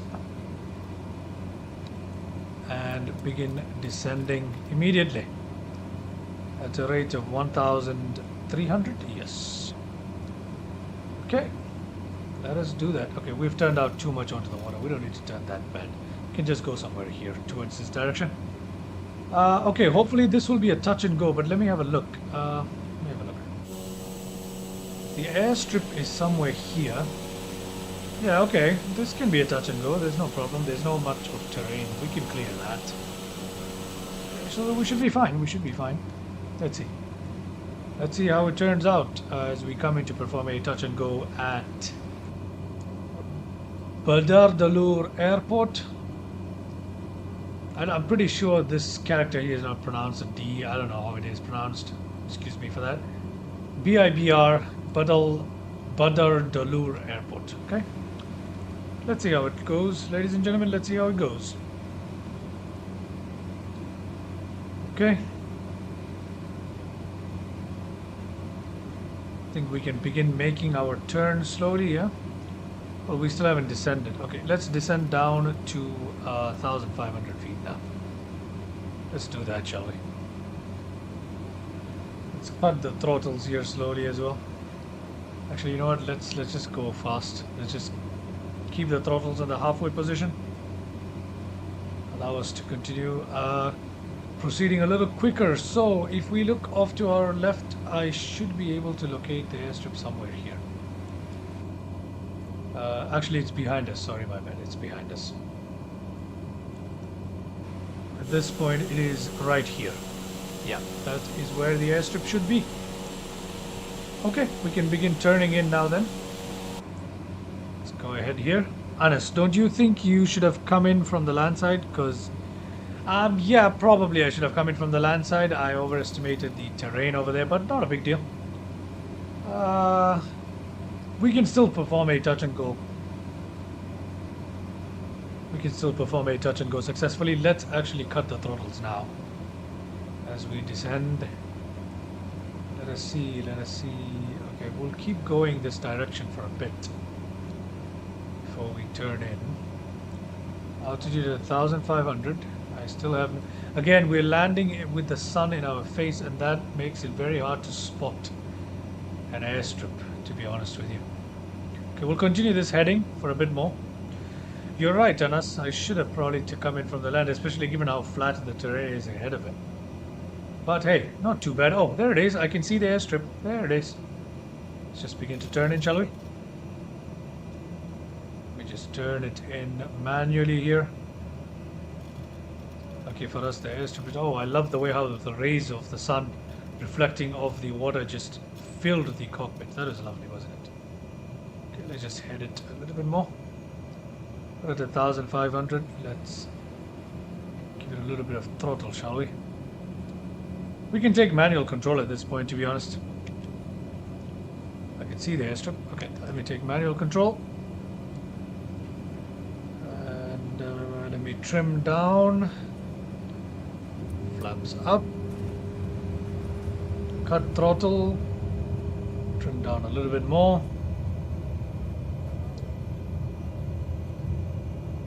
Okay, are we facing the runway? I don't think we are we?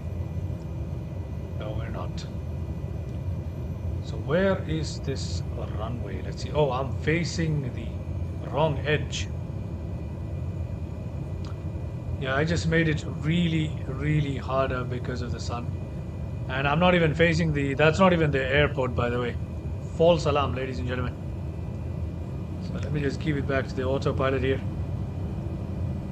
And going to put the throttle on full.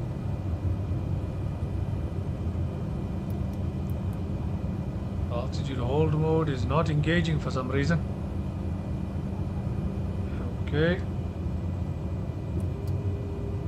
Put the flaps back up and attempt to engage altitude mode. Okay.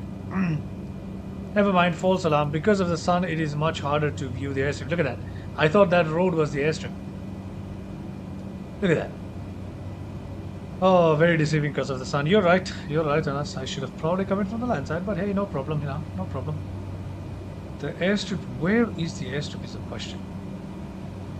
Let me turn the heading a little bit more this way. Because it's supposed to be somewhere here, isn't it? Not here. Yeah, I'm looking at the wrong side, isn't it? It's... Oh my goodness, it's facing the sun. Brilliant. As if it wasn't bad enough. Cutting the throttle completely, descending to 1,500 feet. And yeah, this is going to be a tough one, ladies and gentlemen. This is going to be a tough one. From what I can tell, it's going to be a real tough one.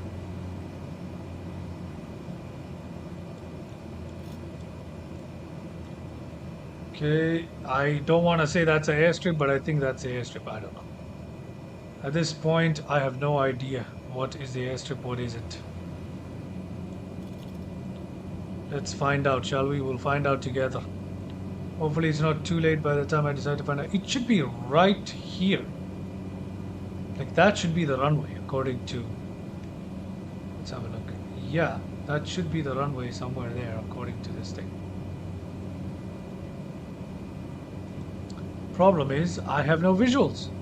The runway should be there. Okay, you know what? Let's go outside. I feel like that's cheating. Let's try and stay inside, shall we? Okay. Any visuals whatsoever? The runway is in this direction? This way? I have no clue. I have no clue, ladies and gentlemen. I have no clue. Okay, I'm taking manual control now. Dropping the flaps here, putting the trim down. Okay, again the trim is misbehaving. Okay, it's back on. It is back on. Okay, where is the airstrip now? What? We're this close to it and we still can't figure out where the airstrip is? Is this one of those things where they clear out a dust path and call it a runway? Okay, I think I have visual. Okay, I think I have visual. Let me just trim up a little bit. There we go. Trim up a little bit more. And I think we have a semi-stable approach. There is the runway, ladies and gentlemen. We've located it. We've located it. There we go. Descending at a reasonable rate. I don't know how high we are. Let me just cut the throttles here for a bit. Okay, and then put it back on the throttle here. Give it a bit more of power, cut down a little bit. And as you said, you wanted a touch and go here. Oh man, this looks like a perfect runway for a landing. But that's okay. We can perform a touch and go. And we still have enough fuel, I hope, to go to our next waypoint. I'm not too sure at this point. A bit more of trim. A bit more of trim. A bit more of the trim.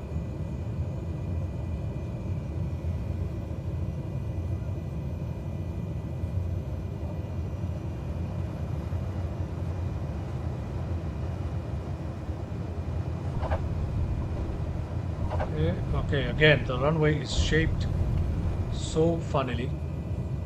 But anyway, we have a touch and go. Why do so many of these runways have a dip in the middle, man? I don't get it. But anyway, we're back up. And we can go to the autopilot here. Oh, it's turning us to the right because of the heading knob. Let's go this way, shall we?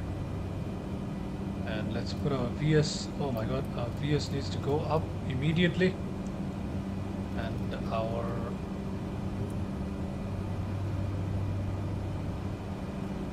altitude needs to go back up immediately to a minimum of 3,000 feet, and Microsoft Flight Simulator is, okay, there it is. Okay, we are going now, where are we going?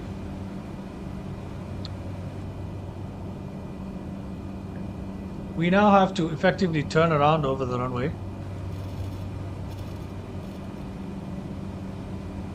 I hate the fact that most of these runways have a dip in the middle, man.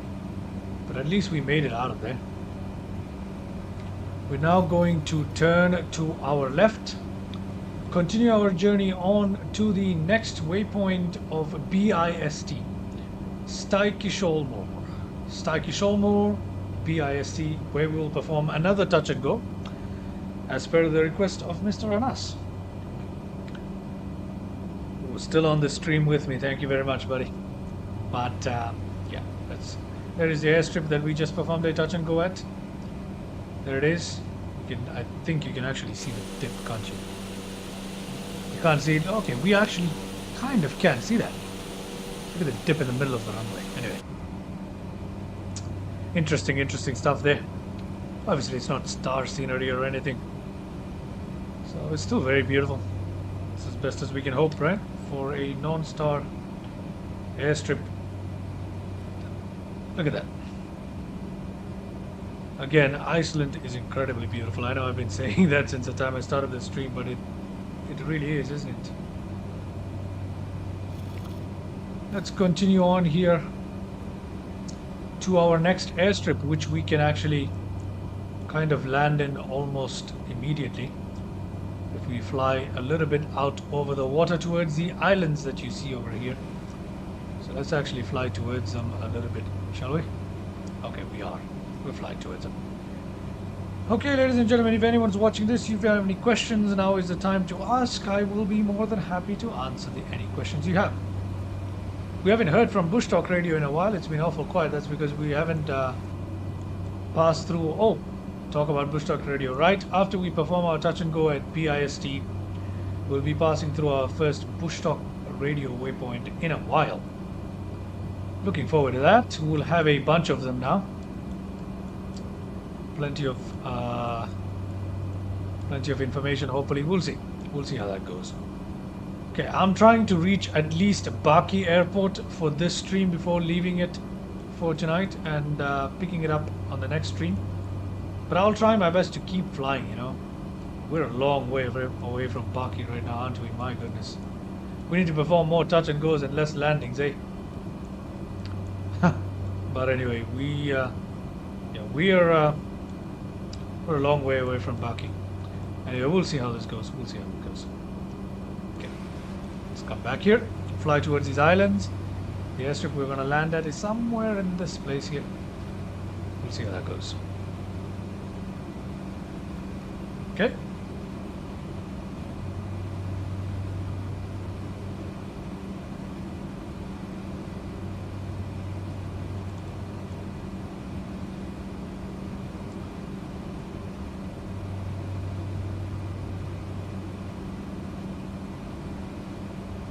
Excuse me while I grab a drink of water here.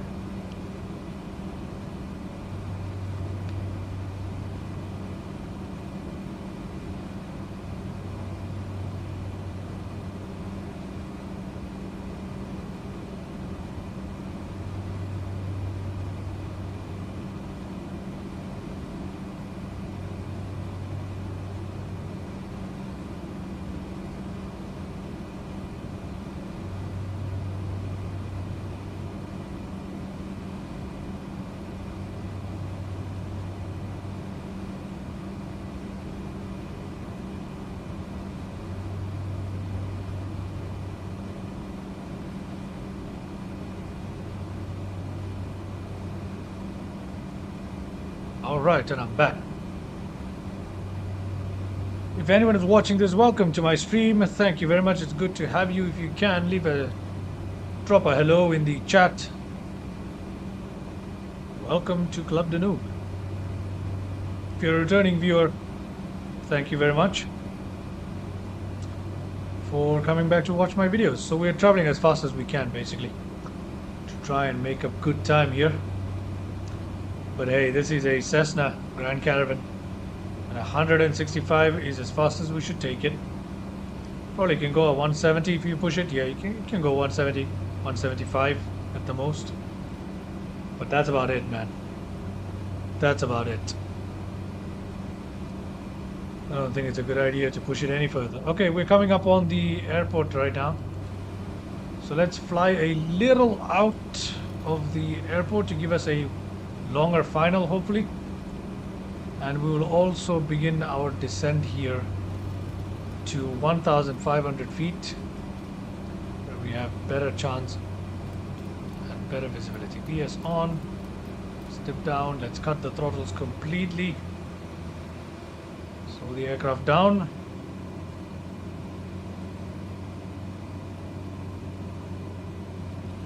Okay. Here we are coming in to perform our next touch and go, ladies and gentlemen.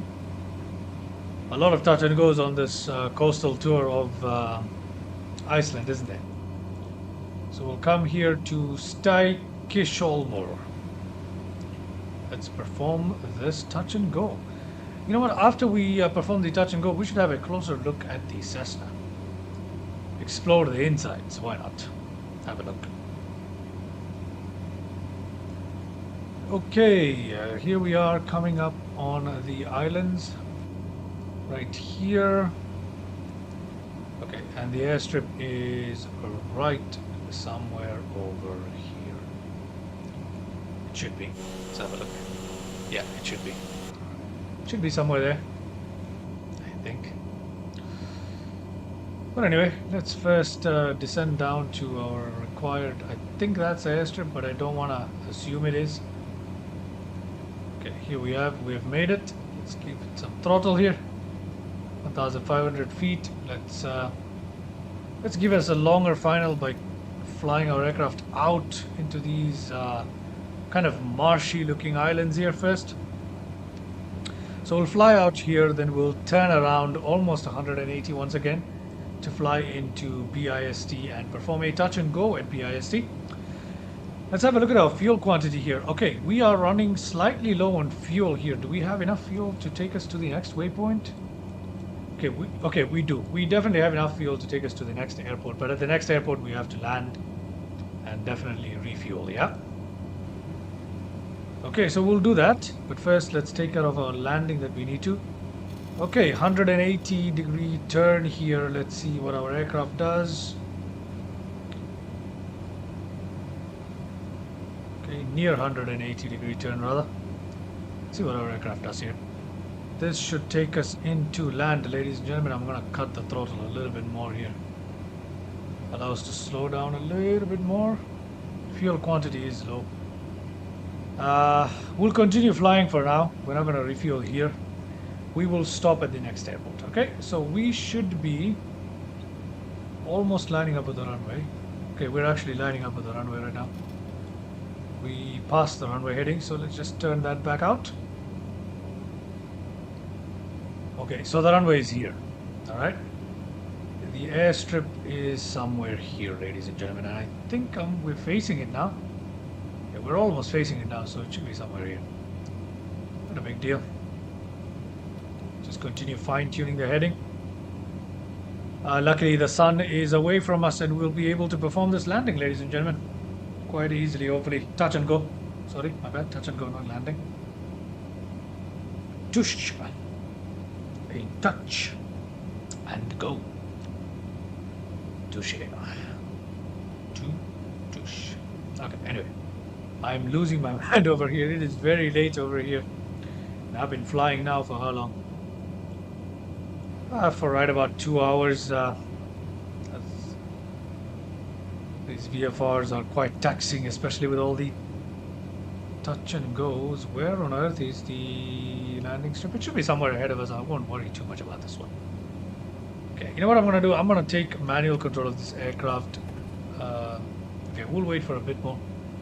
I will take manual control of the aircraft. Let's go down to 8. Okay, right now we're heading dead for the runway. Once we have airfield in sight, we will begin our descent, ladies and gentlemen. Hope you're enjoying this live stream here. If you're new, please consider subscribing. Thank you very much. Like the video if you did enjoy today's live stream. If you would like to see me fly any particular aircraft, any airstrips, any particular flight, something you've been wanting to see, let me know and I'll be more than happy to try my best to do them. Okay? Let me know. Okay, I think I have a visual over here, but I don't even know if that's the actual runway, to be honest with you. Okay, by all accounts, where is this airstrip? Okay, it's a little bit, okay, it's inside, and it's off to the right, so this should be the airstrip. Yeah, this pretty much has to be the airstrip. Okay, so what I'll do now, I'll go back to, come back here.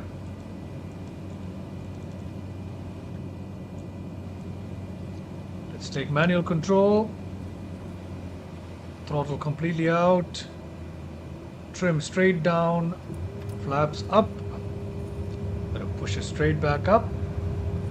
As expected, the flaps on this Cessna, I don't know, they generate tremendous amounts of lift. They just push your aircraft right up. But anyway, let's see what kind of stable are we stable on this approach? We're not.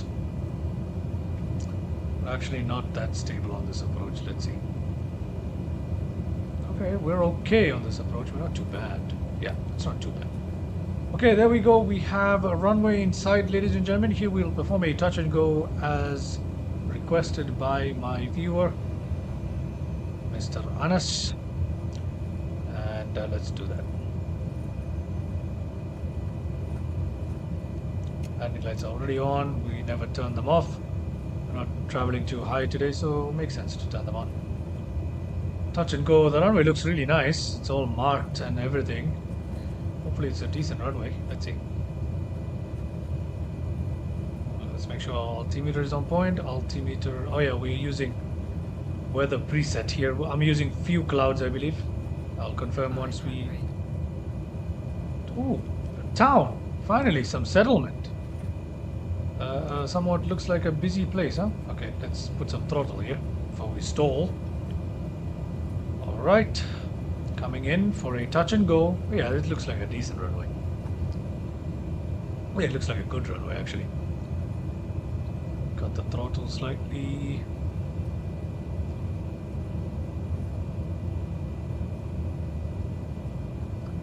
I'm still getting so used to this aircraft, but as you can see, I'm getting better, a little better along the way. I don't want to say I'm getting much better, but you know, the more touch and goes you perform, the more landings you perform, the better you become. Even in a live stream, let's see how I put this one down though.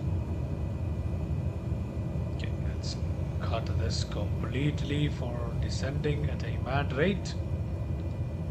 Trim up a little bit there.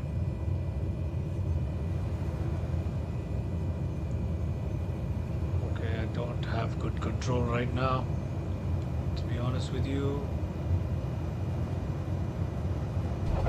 Okay, there's a great touch and go. Again, the runway is crooked. Yeah, the runway is crooked. Okay, look at that. All right, we're up back into the air. Flaps can go up immediately. We can okay. At the next airport, we'll have to come to a stop to refuel. We don't have a choice. I don't think we have a choice. I don't want to risk it because we are running low on fuel, aren't we? Okay, let's put the flaps up. Let's turn on autopilot here. Take our altitude up to... Oh my god. See that glitch right there? Turn our altitude up to 3,000 feet there. VS on, please. Push it up. Heading can remain slightly off to the right, and that is it. Touch and go performed. Oh, we'll just turn off the landing lights here as well. Why not? Pitot heats are on. Airframe de-ice is normal. Okay, good. Let's see, where are we going to next? Okay, we have a bush talk radio waypoint. Finally, yes. Let's see what they tell us. Okay, we'll clear this at 3,000 feet, I'm pretty sure. Yeah, we should clear it. Yep, we'll clear it. No problems. We don't have high terrain again until we reach this point here. What is it called? The old glacier-capped stratovolcano. Okay, until we reach there, we don't have to worry about altitude. But for now, ladies and gentlemen, let's continue on our journey to a bush talk waypoint finally after so long. Let's go outside, have a look. That's the airstrip we just performed a touch and go at, and we are running low on fuel, so once we come to the next airstrip, which is Riff. Oh, one name I can say correctly. Riff. You find I'm pronouncing that wrong too, but anyway. Once we come into Riff, we'll be able to refuel. We'll have enough fuel to reach Riff, I'm pretty sure. Okay. Let's have a look inside. What is our fuel quantity right now? Yeah, under 398 pounds. Yeah, that's a little bit low, isn't it? But anyway. Okay, we're looking okay. Lovely. Let's continue our Icelandic coastal odyssey. This is a proper odyssey right here. This is taking an aircraft to its limits. I don't even know what endurance does a Cessna have. enough endurance to perform this entire island trip in one go? I do not think so. Perhaps half of the island trip here it has the endurance to do that. Okay, so what we'll do here is we'll turn slightly off to the side here so you can actually see the waypoint we're flying over. Yeah. So let's go inside and turn to the right slightly. Cut the throttles as well so we fly over it slowly. Okay. Go a little bit off to the right. Let's see if the push talk radio picks that up.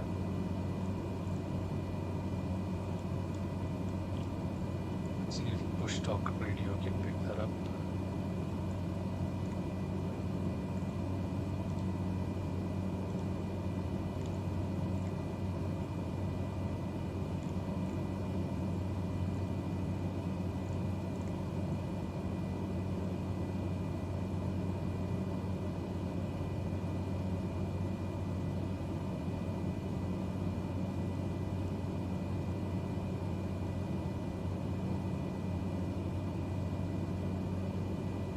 Okay, we are heading towards a mountain right now, ladies and gentlemen, in case you're wondering.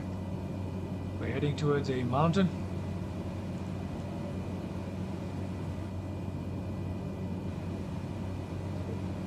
Let's see what we learn about this particular mountain that we're about to pass. I think it's right ahead of us, isn't it?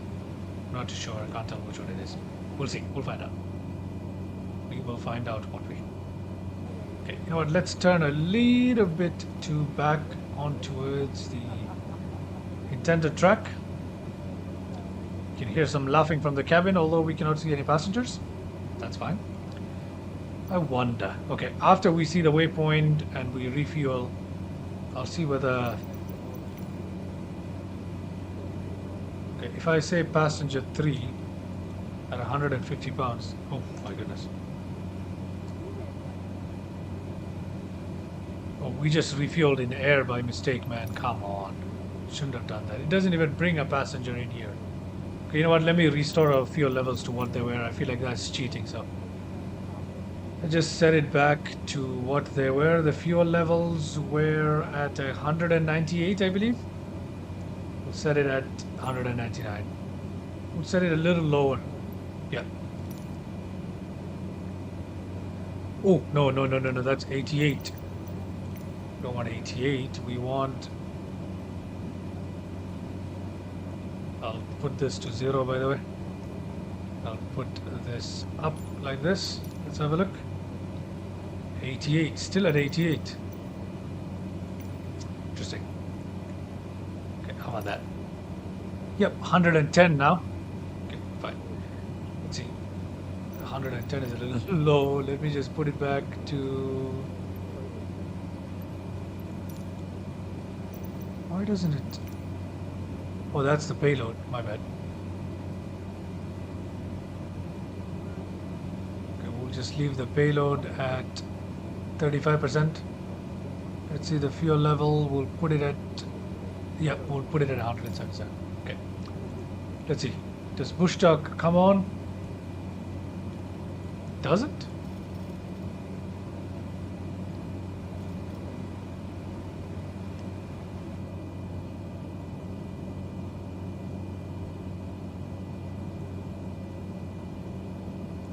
Kirkjufell is a 463 meters high mountain on the north coast of Iceland's Snæfellsnes Peninsula, near the town of Grundarfjörður. Kirkjufell takes its name from its resemblance to a church steeple, sharpened at the top with long curved sides. From other angles, the mountain has been compared to a witch's hat or even a freshly scooped ice cream. It is claimed to be the most photographed mountain in the country.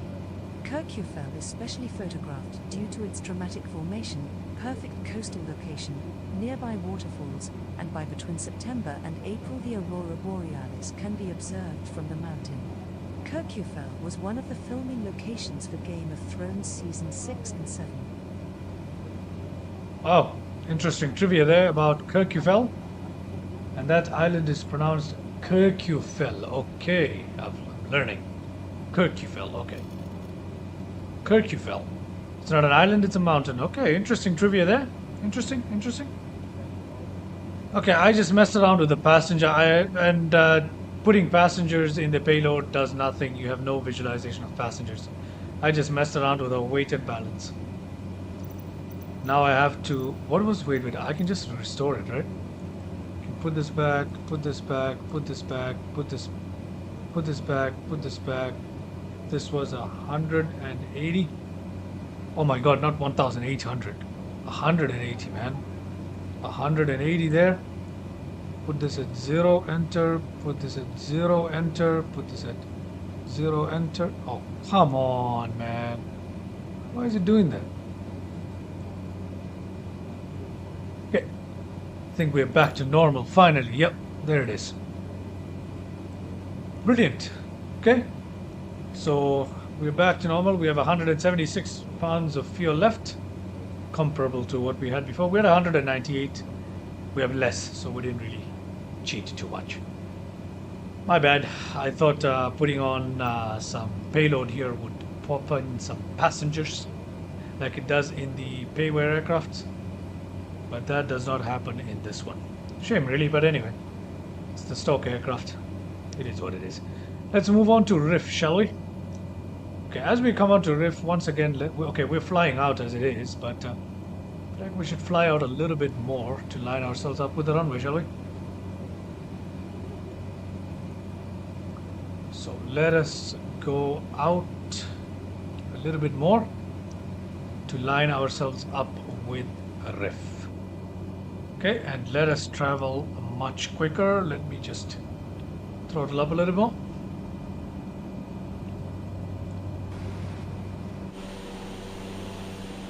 Okay, ladies and gentlemen, here we are, about to come to our first landing in a while. Yeah, it's our first complete stop in a while, I guess. We have to come to a complete stop at Riff to refuel, or do we? Should I risk it and continue? Okay. Will I make it all the way till Kaldırma Airport with this level of fuel? I won't. So I have no choice but, because as you can see, after Riff, our next airport is quite a while away at Kaldırma. Luckily, we have a lot of waypoints to keep us entertained. So what I'll do is I'll go to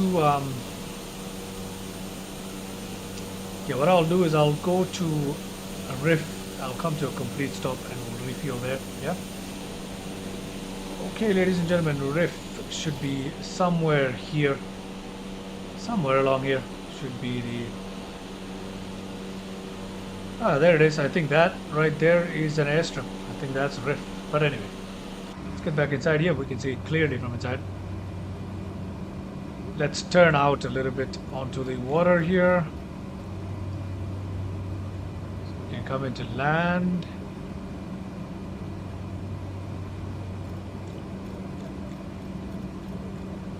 Actually go almost completely away from the airport first before we turn in for landing, so we can drop speed and altitude, ladies and gentlemen. Well, mainly altitude. Dropping speed is no big deal in the Cessna. Okay, so let's just do that quickly. Go down to 1,500 feet. VS throttle cut, and let's go down, shall we? Alrighty. We are flying in almost opposite runway direction. Flying effectively opposite runway direction, and we're just gonna go ahead and descend a little bit. Aren't you too high? Yeah, that's why I am descending right now. Anas, I'm descending right now. Down to 1,500 before I turn around completely for the landing.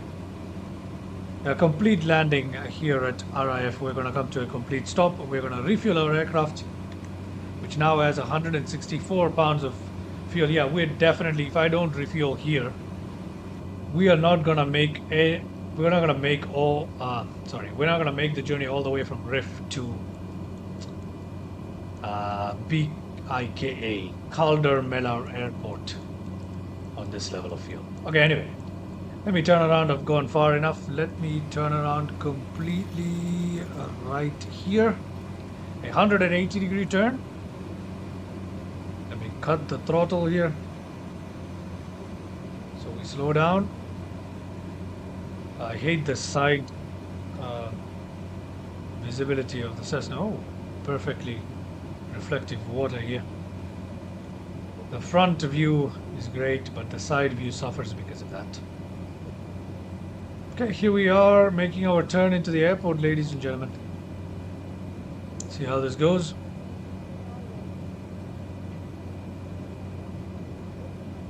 Should take us perfectly in line with the runway. Just a little bit off, maybe. Give it a bit more. And there is the lights. Finally, some runway with some lights. Okay.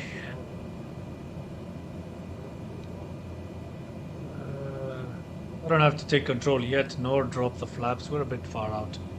I'll just throttle it up a little bit. Allow us to go in a little quicker, shall we? Luckily, it's the first time we have very clear visuals on the runway because of the lights. Okay.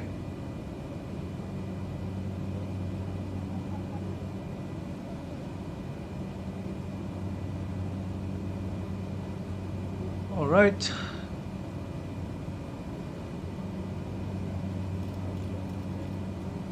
Let's turn in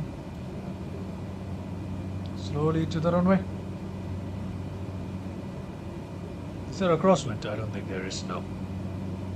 There might be. There might be. Oh. Okay, ladies and gentlemen, let's come in now for the landing. We're still a bit out from the runway. Don't need to take manual control just yet. Okay.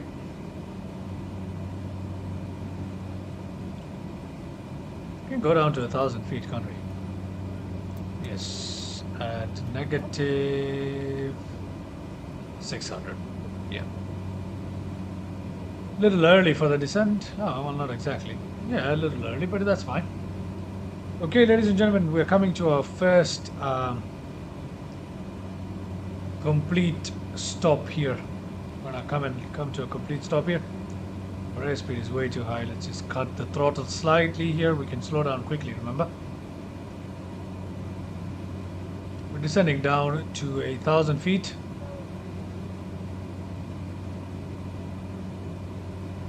Cut the throttle a little bit more.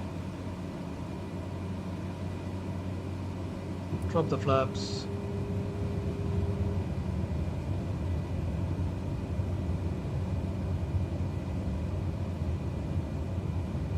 Let go of auto throttle right now. Trim this aircraft down and we will put the flaps back up. I mean flaps down, sorry. We are ready for landing, ladies and gentlemen. Hope you guys can hear me clearly right now. Okay. Here we are.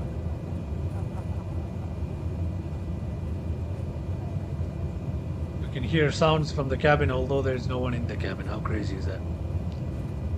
Okay, ladies and gentlemen, here we come in for our first landing in a while. Let's see how this goes. 500. Ooh.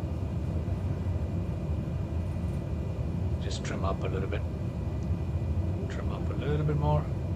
There we go. There we go. Cut throttle.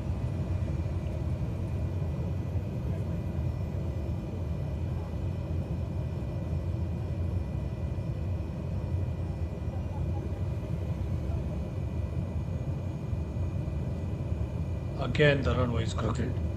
Yeah, you can literally see the bend in the runway. I'm just gonna land after the bend. Oof. Yeah, I should land after the bend. Hold on. Oh no, we should perform a go around here. Yep, we should go around.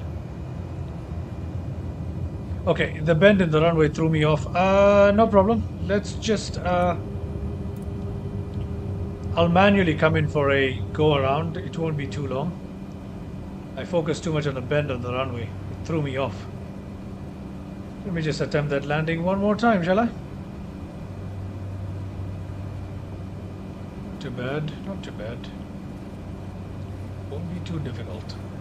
I'll have full manual control. Why are all the runways bent in the middle? Some are bent in, some are bent outwards. Interesting, isn't it?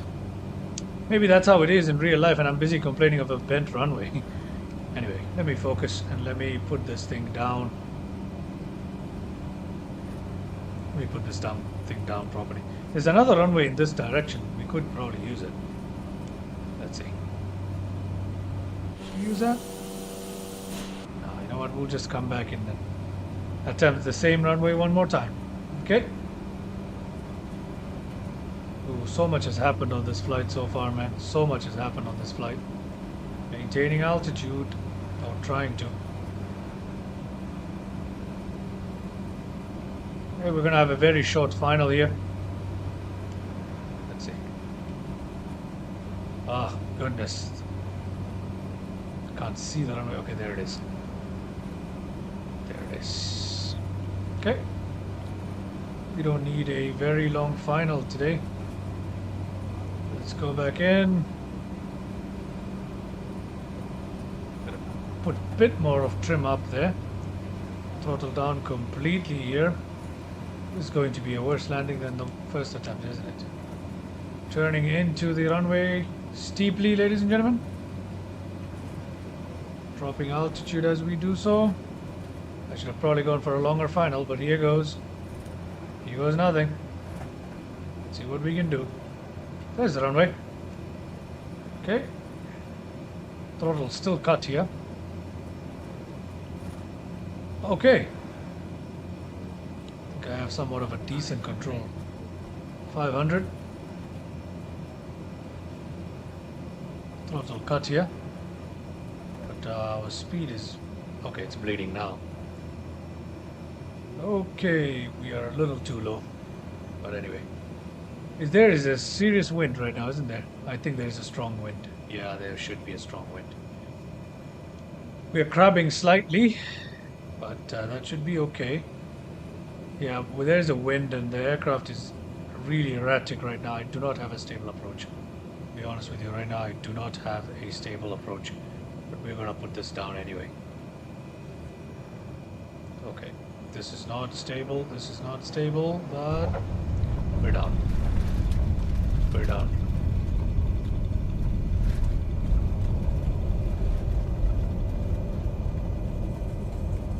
Okay, that was a good landing despite the unstable approach, sorry. My English, woo, going all over the place now. Been flying for too long, I can see, but we're gonna soldier on here, ladies and gentlemen. I'm not gonna give up quite yet. Let's turn around, shall we? At the end of the runway. Oh, there is quite a bit of stopway in this runway. Oh, okay. Let's turn our wary aircraft here around. Let's go back into the terminal.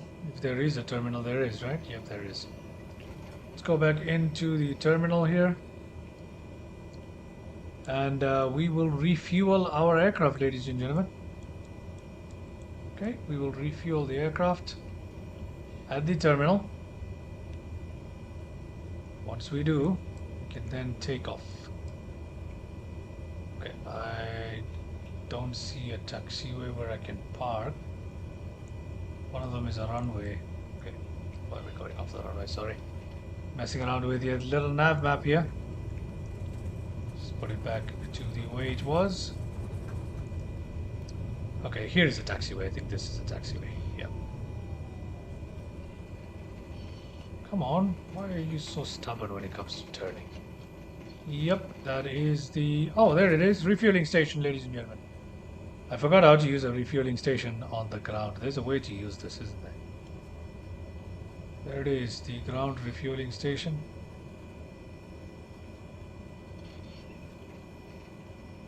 That is a fuel place.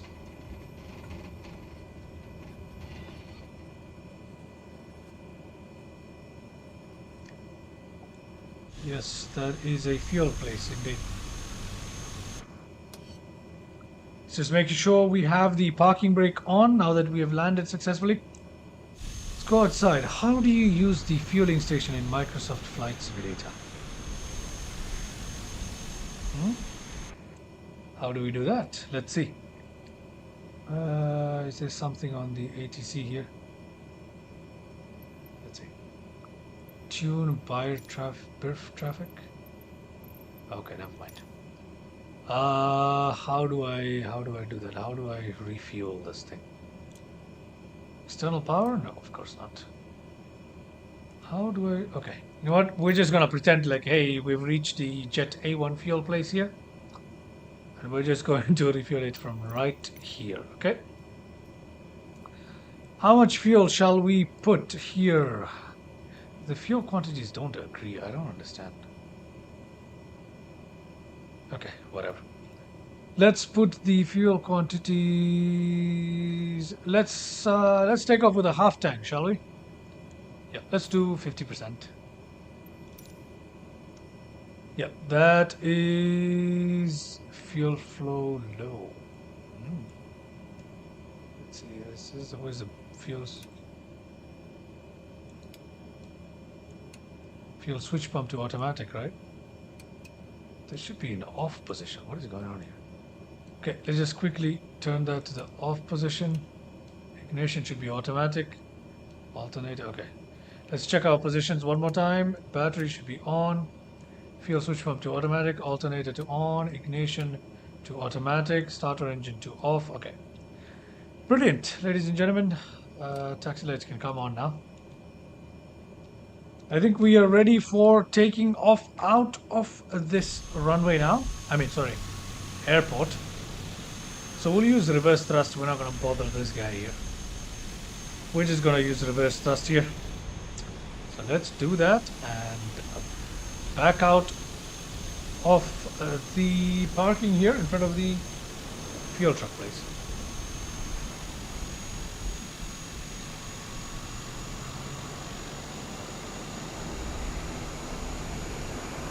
Here we are, ladies and gentlemen.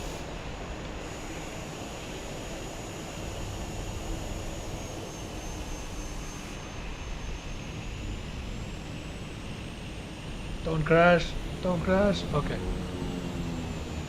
Oh, yes. We saved that. Okay, let's go back inside and let's turn on the taxi lights as we taxi out here. A slope. We'll what should we do? Should we go to the end of the runway?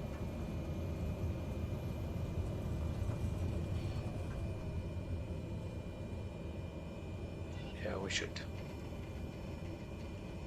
As a matter of fact, we can just take off from this runway right here to our left. So that's what we'll do. We'll turn around here and take off to the runway to our left. Okay, let's put our flaps down. Taxi lights off, landing lights on. Let's make sure that our flaps are down. Okay, all the lights are ready. Let's get out of here, ladies and gentlemen, and let's continue with our tour of Iceland. Okay. Here we are.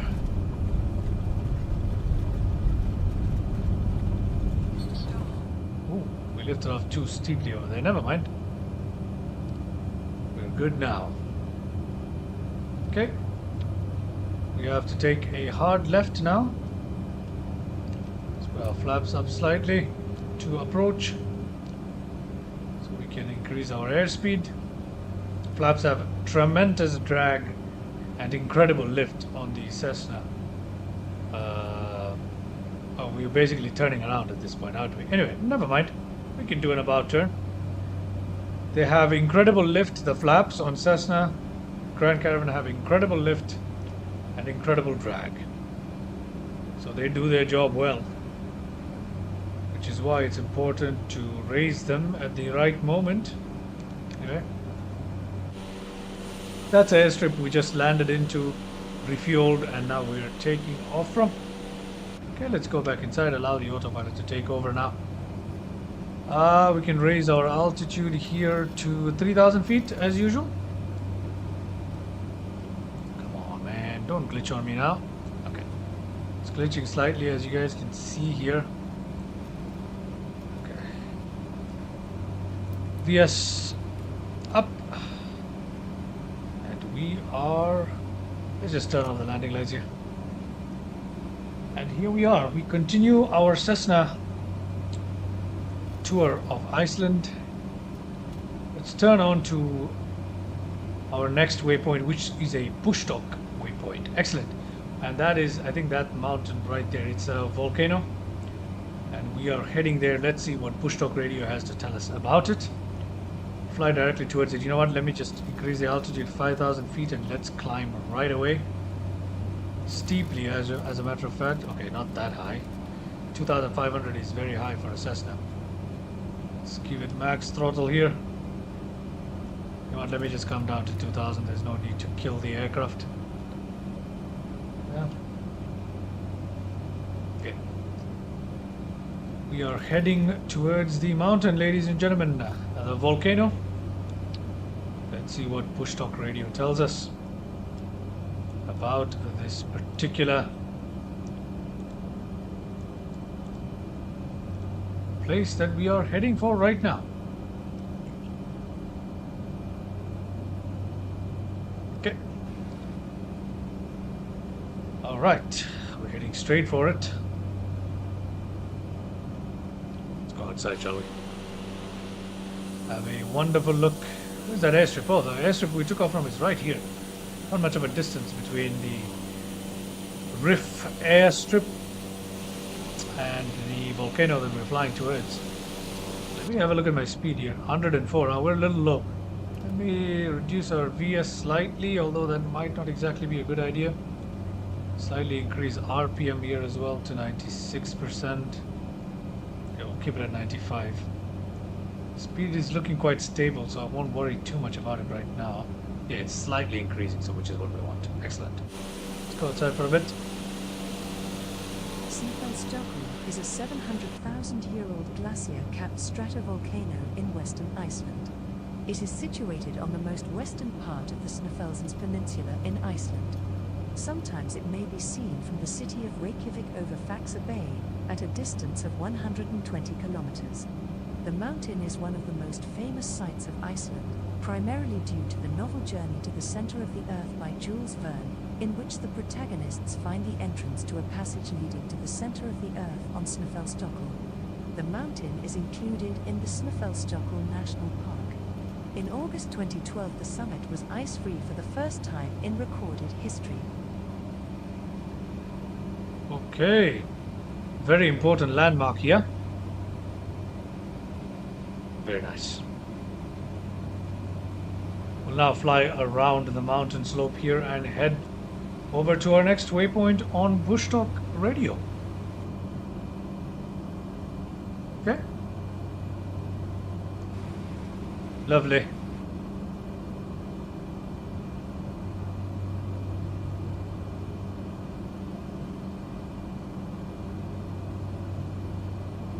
Okay, let's turn our heading sharp left and head towards our next waypoint.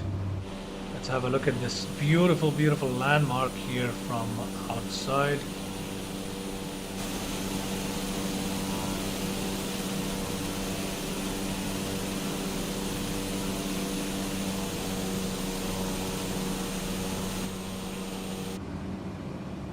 Yep, I have a feeling we're about to overspeed. Good thing I reduced the throttle right there. Lovely.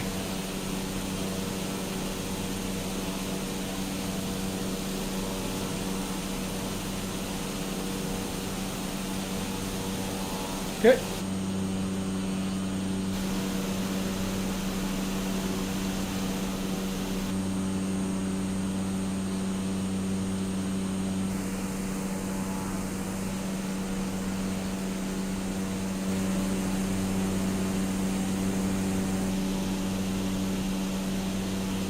I love this view of the Cessna Grand Caravan. Really, really nice. I'm surprised that such a large aircraft is powered by just one engine. Powerful, but still a single engine aircraft. Is this the largest single engine aircraft that there is in Microsoft Flight Simulator? Largest single propeller aircraft that there is in Microsoft Flight Simulator. I think it is. I think it is. Okay, anyway, let's head back inside the cockpit and head towards our next site, shall we? Our next waypoint here. Bush Talk Radio should have something to say about our next waypoint as well. We can probably descend down now. Yeah, we can definitely descend down now. Let's go this way a little bit and let's descend down to 4,000 feet. Let's put the VS down. Let's bring our aircraft down. Okay, let's actually go down to 3,000. Yes, let's do 3,000. Okay, watch the speed here. Looking good, looking good. Let's see. Where are we headed to next?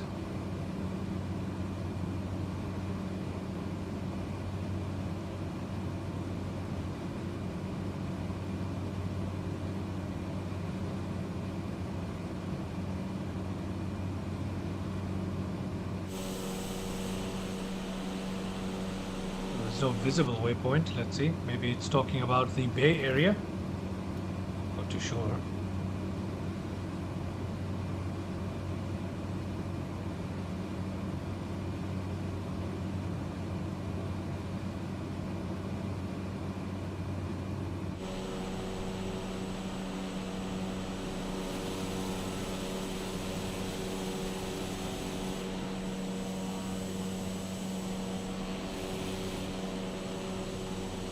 The Londranger are a pair of rock pinnacles in Iceland.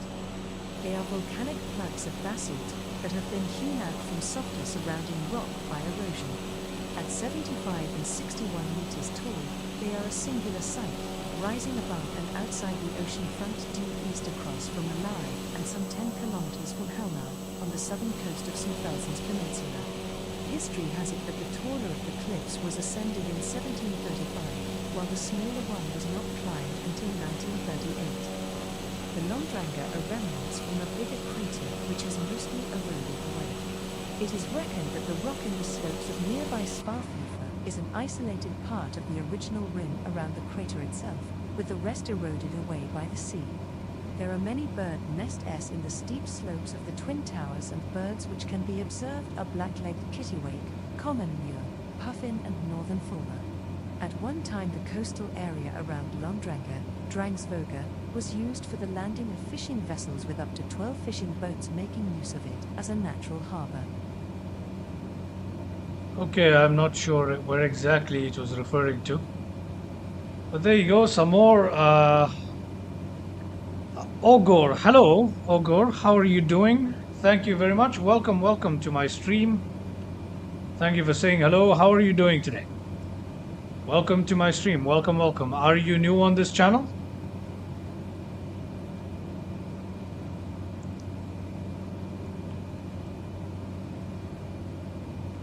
Hope you guys can hear me. Can Ogor hear me? I think so. Yeah, everything is working. Okay. All right, we continue on towards our next waypoint here. And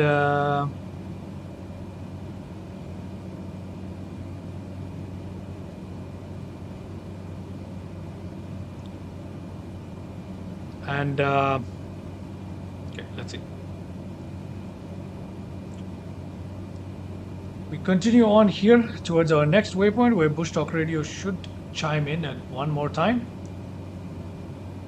There it is, ladies and gentlemen. Obviously parts of the scenery is missing, hasn't loaded in correctly yet. But anyway, apart from that, we are doing quite well here on the stream. Well, I think it's just missing. Yeah, probably just missing. Anyway, here we are. Let's continue flying here. Let's see where we go to next. Okay.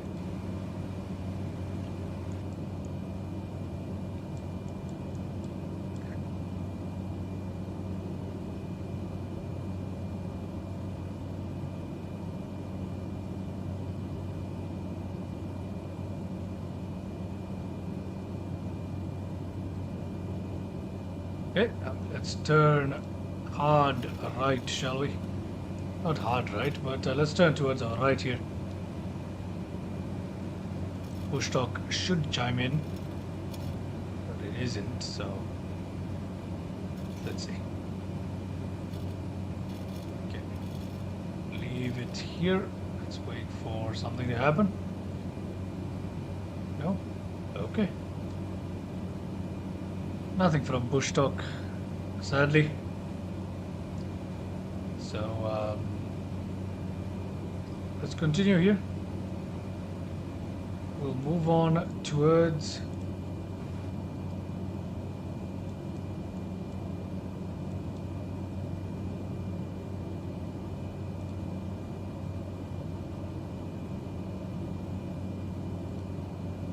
The Snæfellsnes is a peninsula situated to the west of Borgarfjord, in western Iceland. The Snæfellsjökull volcano, regarded as one of the symbols of Iceland, can be found in the area. With its height of 1,446 meters, it is the highest mountain on the peninsula and has a glacier at its peak. The volcano can be seen on clear days from Reykjavik, a distance of about 120 kilometers. The mountain is also known as the setting of the novel Journey to the Center of the Earth by the French author Jules Verne. The area surrounding Snæfellsjökull has been designated one of the 4 national parks by the government of Iceland. The peninsula is one of the main settings in the Laxdæla saga, and it was, according to this saga, the birthplace of the first West Norse member of the Varangian god, Gunnar Bonnesen. Other historical people who lived in the area according to the saga include Guthrum Osloferstatir, Olai Thorliksson, and Snorri Gothi. Near Hellisander is the tallest structure in Western Europe, the long-wave radio mast at Hellisander. In June 2008, the people of Snæfellsnes reached certification status as an EarthCheck community, becoming the first EarthCheck certified area in Iceland and in Europe, and only the 4th in the world. Snæfellsnes has been committed to the EarthCheck program since 2003 and has been successfully benchmarked for the past 5 consecutive years. Okay, some more trivia right there.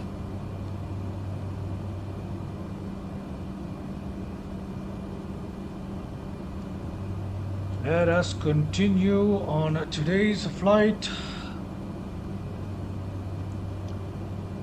Okay, we're now heading towards a BIKA, or it should be Kaldermellar Airport, where we will not come to a stop. We'll perform a touch and go, and we'll continue on our journey to Borgarnes Airport, where we'll do the same. We'll perform a touch and go, and we'll continue on and on and on until we reach at least Baki tonight. That's a tough spot for me right there. I mean, that's a long way from where we are right now, isn't it? Yeah, it is. Especially in a Cessna Grand Caravan, we're pushing this thing, as you guys can see. I'm gonna start pushing it a little bit more. Try and fly on the edge now, just so we can make it a little quicker. Funny thing is, the distances are not so bad, but the speed at which we're flying is. So let's have a look. Oh, nice.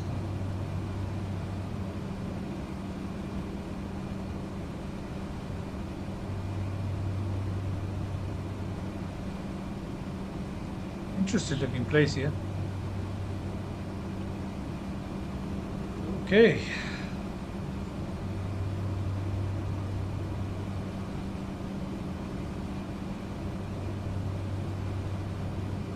Traveling as quickly as possible here. Ground not. What's our speed right now? What's our ground speed? I have no idea where our ground speed is. Oh my goodness. Okay, we've already gone down to 488 pounds of fuel here. We'll need to refuel, obviously. Probably before we reach Baki for the night, we'll have to refuel one more time. But yeah, man, this is a long trip, isn't it, ladies and gentlemen? A very long trip. Anyway, we can continue. That's not a big deal. Let's have a look around the Cessna, shall we, as I promised? To be honest, there isn't much to look at. I forgot, we turned on our brightness, didn't we? We can put down all the brightness right now. We don't need them. Very basic aircraft here. By us over, most of the switches are inoperable. However, it is fun to fly. I'm not going to say it's bad to fly. I mean, it's also very nice looking from the outside. Let's agree on that, eh? We throttle down slightly before I go outside. It's beautiful looking on the outside.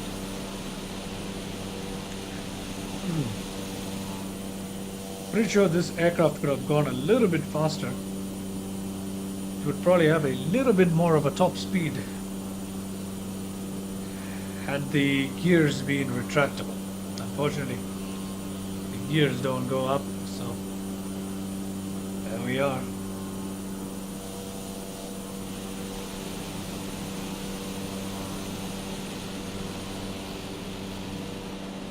Lovely.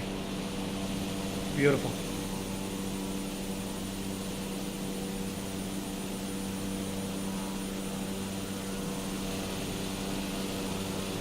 Okay.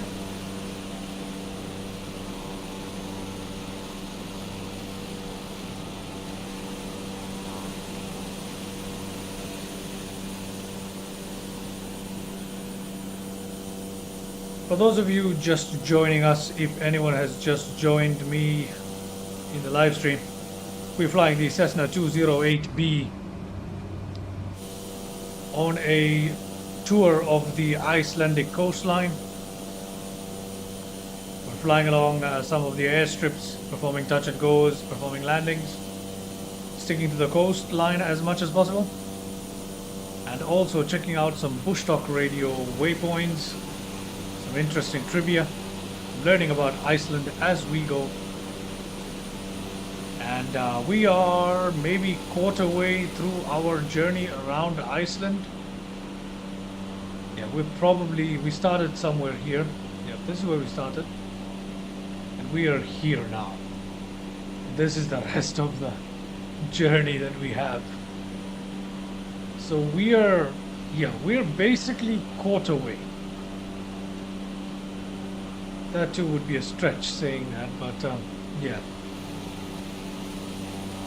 As we continue to fly towards our next airstrip where we will perform a touch and go, we can see that airstrip right ahead of us. Okay, this is the one. Obviously, we're not going to land in it straight away. What we will do is there's a mountain to this side, so we will turn around. Yep, as expected. So we will turn around, perform a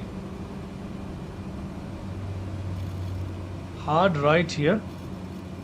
Come back into land here. Okay. Let's see, can we see it? Yep, there it is, underneath us. This is the airstrip. It's basically a grass runway. We're going to be landing or touching and going? Yeah, we're performing a touch and go. We're not landing here. The next two waypoints are both touch and goes, by the way, in case you're wondering. Okay, let us turn around here. Turn around a bit more, shall we? Go out towards the water. And then begin descending immediately to 1,500. Let's turn on our VS here. Make sure our altimeter is set to local. Yes, it is. Oh yeah, we're using preset weather. Nothing to check there. And we are about to perform a touch and go at Caldermelar Airport, ladies and gentlemen. Let us perform a touch and go at Caldermelar Airport. Okay? Let us try. Display backup. Okay. Let's see. We travel out a little bit and then we will turn back in. Ladies and gentlemen, we shall turn back in. Okay.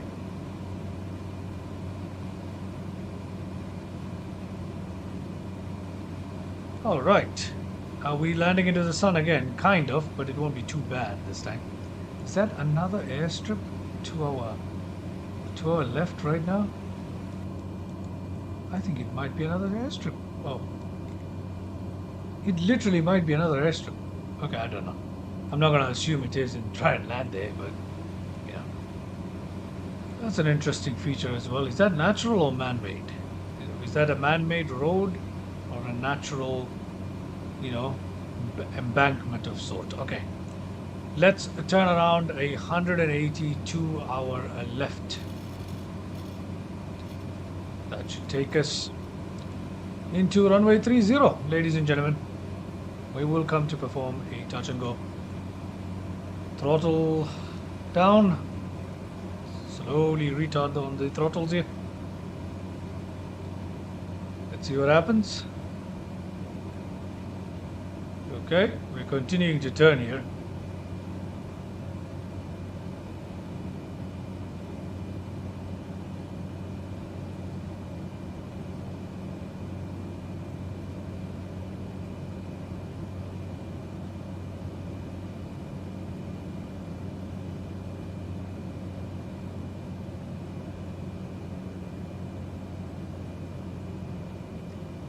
I have no visual of the runway. Let's have a look. Let's have a look at how the runway is. Okay.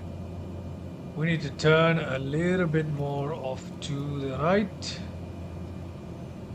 Let's go down to 1,000 feet. VS please. At 700. That makes sense. Where is this?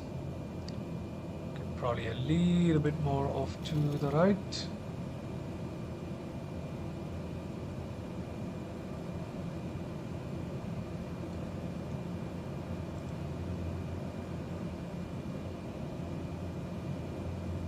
Is that the airstrip? That is an airstrip, but it doesn't show up on the map. Isn't that interesting? It doesn't show up on any of the map. That has to be an airstrip. I don't know, but anyway. Interesting stuff. Let us begin our turn into this particular airstrip that we're trying to land into. So, hard right. More like 40% hard right. Let's see. Let's see. Oh, it's not an airstrip. Okay. We are turning into the runway where we're supposed to be landing at, I believe. No visuals.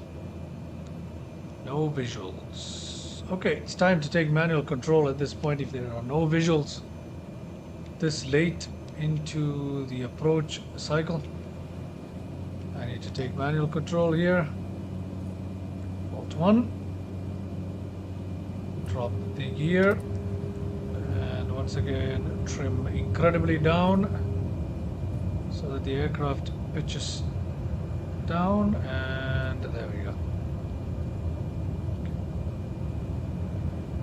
See if I can balance this thing out. Yeah, kind of can. Okay. Now we're heading straight for the runway here. Oh, don't tell me this is the airstrip that I'm supposed to land into. What? Where is it? How can I not have visuals at this point, man?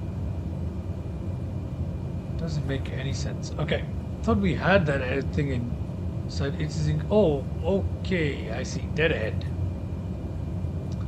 Dead ahead. Visuals established. Landing lights on. I see. Dead ahead. That is the airstrip. Wow. So the thing we looked at before, that wasn't the airstrip. 500. Okay. You know what? I'm not going to question this too much. I see a nice little area ahead of me. I'm going to come to a touch and go here.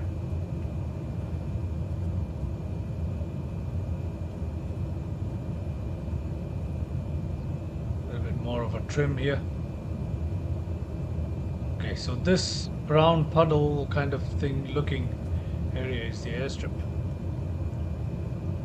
This is particularly difficult in a beautiful green place like Iceland, because okay, Iceland is obviously we're not using live weather, so I can't say it's a beautiful green place. It's a beautiful, probably covered in snow place. Anyway, my English has left the chat, ladies and gentlemen, because I've been flying for a while now, and okay, here we are. Let's take off, and we are off. Gear up. I mean, not gear up, flaps up.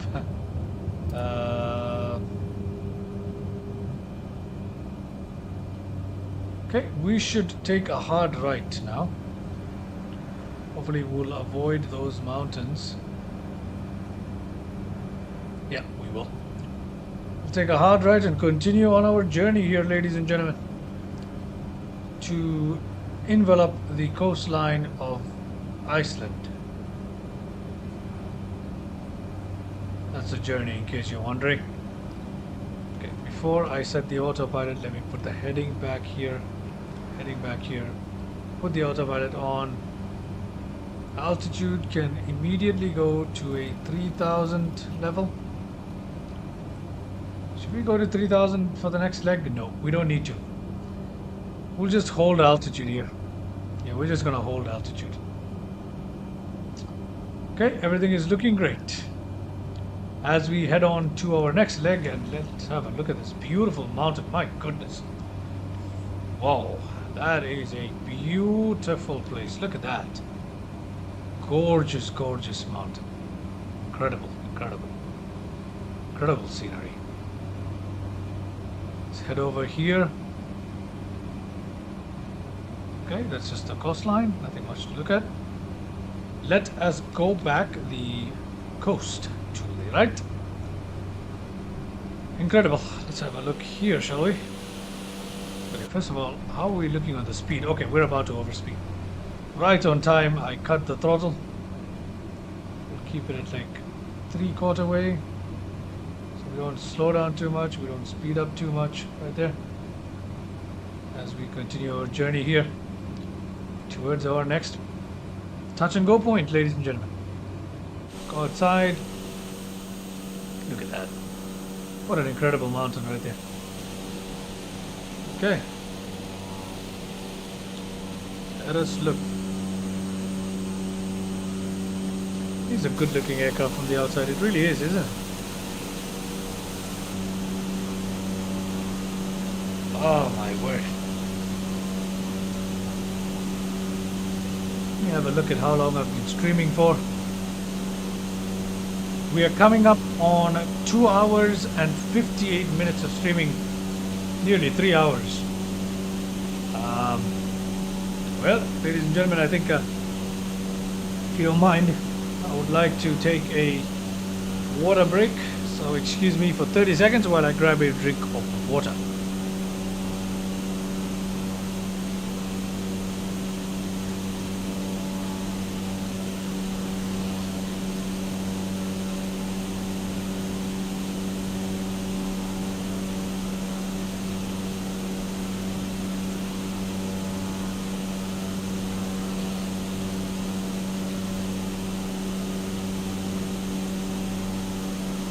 I am back, and I spilled cold water, just water all over the place. Anyway, here we are continuing on our journey. Lovely that we can see through. Hold on a second. Yeah, that's nice. We can't see the avatar for the co-pilot once we're inside. Oh yeah, I think I have that disabled in the settings. I find it quite annoying. Yeah. Okay. Okay, we are coming up on Borjarnes, BIBO Airport, another name butchered. We'll just turn right now inland for the first time. We'll turn not into the coast, but rather we will turn into the land, rather away from the coast. Hard right. And line up with the runway here for a touch and go at airport BIBO, Bibo. Borjarnes Airport. Borgarnes or Borjarnes, I don't know. But one or the other. So let's turn into the land here. Luckily the land is flat around this area. still no less beautiful. Okay, our next touch and goes. These touch and goes and landings keep us entertained here on this long trip around Iceland, don't they? Okay, let's see, ladies and gentlemen. Let's see what we can do here. We're already at 1,000 feet, so there's nothing to descend to. Just a matter of slowing down, which can be done at any time. So it's just a matter of turning into the runway heading. Let's give ourselves a longer final. Let's give ourselves a slightly longer final. Okay. Okay, we don't want to go near these, so let's turn our heading a little bit to the right. Passengers are probably wondering what on earth this pilot does, turning his aircraft left and right all the time.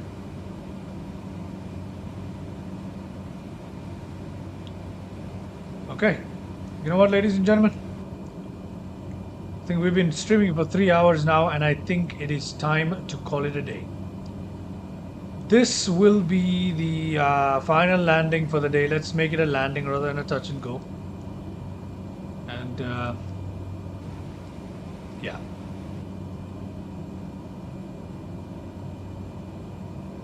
Or should we move on to... No.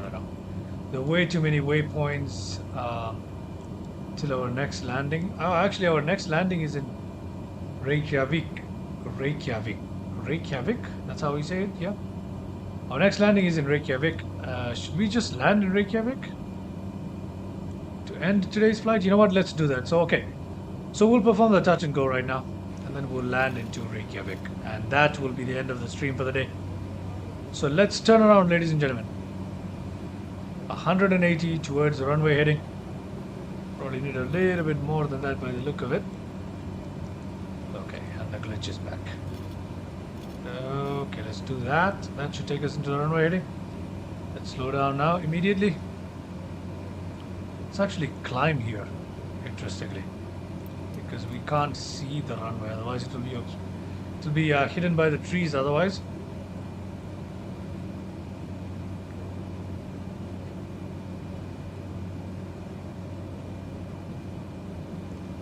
Okay, I am selecting current heading mode. And we are flying in line with the runway. I believe I have visuals on it. Yes, I do.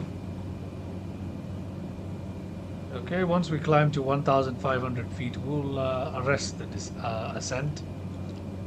Ooh, lovely red buildings here. Wonder what they are. Probably someone's house, eh? Probably. Let's have a look.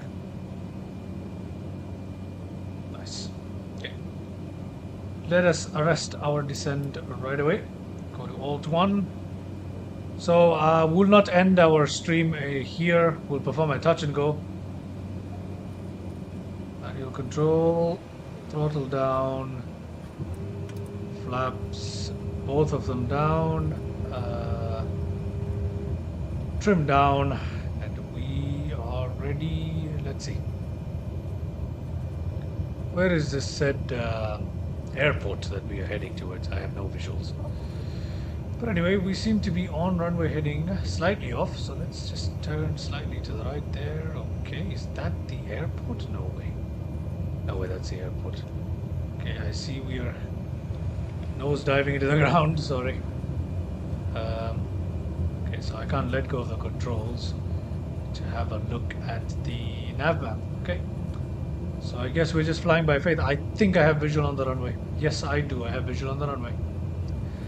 Okay, so like I said, we'll not stop the stream here. We'll continue with a touch and go here, and we'll continue on our waypoints until we reach Reykjavik. I hope that's how I hope that's how you say Reykjavik. But anyway, let's find out, shall we? We continue here on our journey. Where is this airstrip? Where is this running runway? This has been, if anything, it has been a runway spotting flight. Nonetheless, Very enjoyable. Our last runway we will not need spotting for. It will be a major airport, Reykjavik. So will not need to spot anything. We'll see it from a mile away. So at least we don't have to hunt for the last runway we end our stream on today. So let's come and end into. Okay, sorry, not end into. Let's perform our last touch and go for the day. Our last touch and go for the day. Obviously, we'll pick up this Icelandic coastal tour on another live stream, probably using another aircraft, just to change things up, and we'll perform another leg. Probably not quite this long. 3 hours is quite a long leg for a coastal tour. I feel like maybe I'll cut it at 2 hours and we'll do 2-hour legs. But for now, we're good. Okay, there it is. Okay, according to the nav map, it's the range. We're at 16 nautical miles on the range at nav map. That's why it's showing us that we are closer. Oh my goodness, so foolish. Okay, trimming up a little bit. Okay, giving it a little bit of thrust to stabilize our descent here, although our descent is not stable by any means.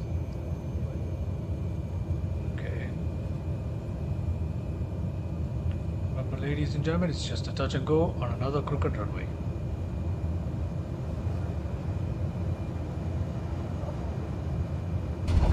Okay, there it is. And let us take off. We are up.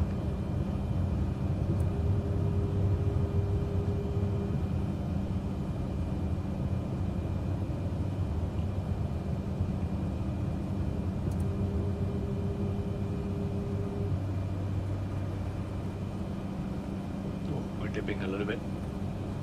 Okay, here we are on our way to a couple of waypoints where Bush Talk Radio should inform us about some interesting trivia, at least. Setting it on autopilot now, and let's begin our climb here, shall we? To 3,000 feet. We do have some mountainous terrain along the way, so let's just climb out right now to 3,000 feet. Flaps are up. Yes, it is. Speed is okay, and let us quickly go outside, ladies and gentlemen. What did I just do? What did I just do? Okay, let's zoom out of this map slightly, shall we? Okay, we are heading for Acranus, I don't know. But that will be a waypoint where Bush Talk Radio will give us a little bit of information. Wouldn't it? There is the runway where we took off from. Well, where we performed a touch and go at. Beautiful looking little town here. Wonder which one that is. You can have a look. The town of Borganes. Oh, there it is.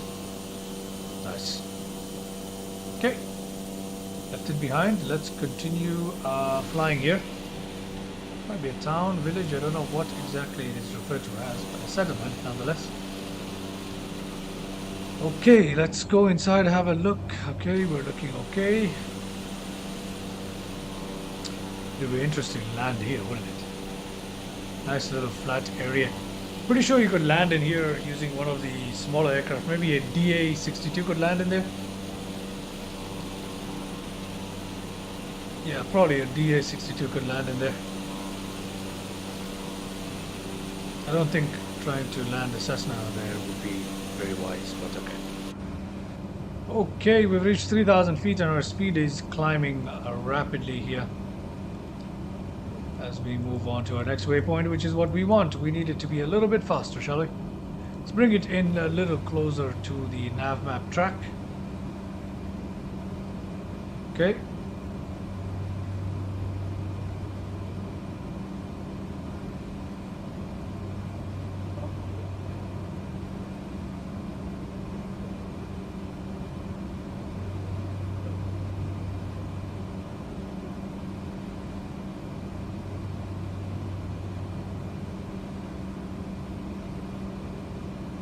Okay, ladies and gentlemen, How about this? How about I perform the landing into Reykjavik using live weather? That would make it a little interesting, wouldn't it? A little more challenging. We'll do that. But first, let's head down to the waypoint according to Bush Talk Radio, and let's have a look, shall we? See what it says. We're traveling quite fast. Lucky for us, we'll be able to wind up the stream soon enough. Coming up on 3 hours, I am growing very, very tired. Getting a little loopy. It is 2 a.m. where I am. And I seem to be flying by myself on YouTube. I don't even have any viewers right now. So that's kind of sad. But I'm gonna soldier on here. I'm gonna soldier on, ladies and gentlemen.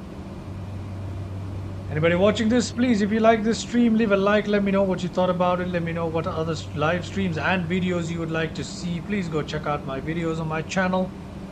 And last of all, please do subscribe. It would help me out a lot. Thank you very much for tuning in, ladies and gentlemen. Okay, we move on to our next Bush Talk Radio waypoint. Let's see what it tells us, eh? Let's see what it tells us.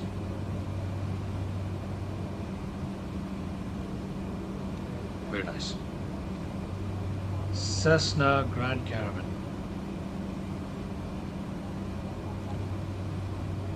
I should probably play around with some interior liveries and stuff like that. Change up the look of the aircraft. Anyway, for the next coming legs of the Icelandic coastal tour, when we complete this massive plan that I have here, we'll be using various aircraft. So on this stream, I use the Cessna. On the next stream, I'll definitely be using another kind of aircraft to do this. You know, I won't just be using the Cessna. That would be boring. So we'll turn it around soon. Let's see, what is it going to say about our coming waypoint?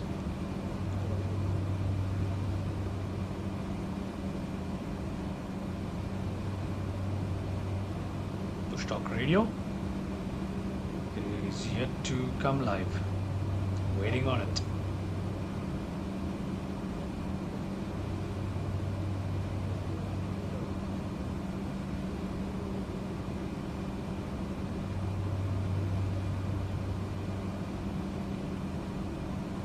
Apparently there's nothing. That's interesting.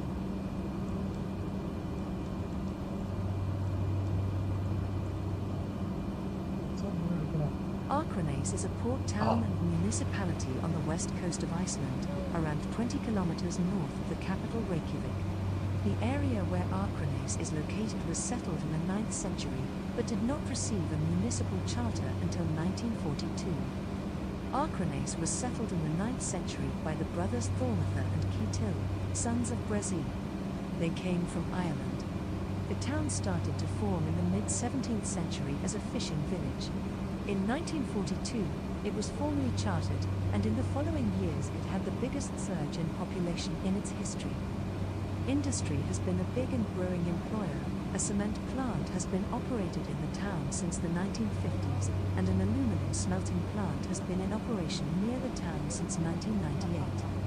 The fishing industry remains the town's most important source of employment, but commerce is also a significant employer as Akranes acts as a service center for the large rural region surrounding it.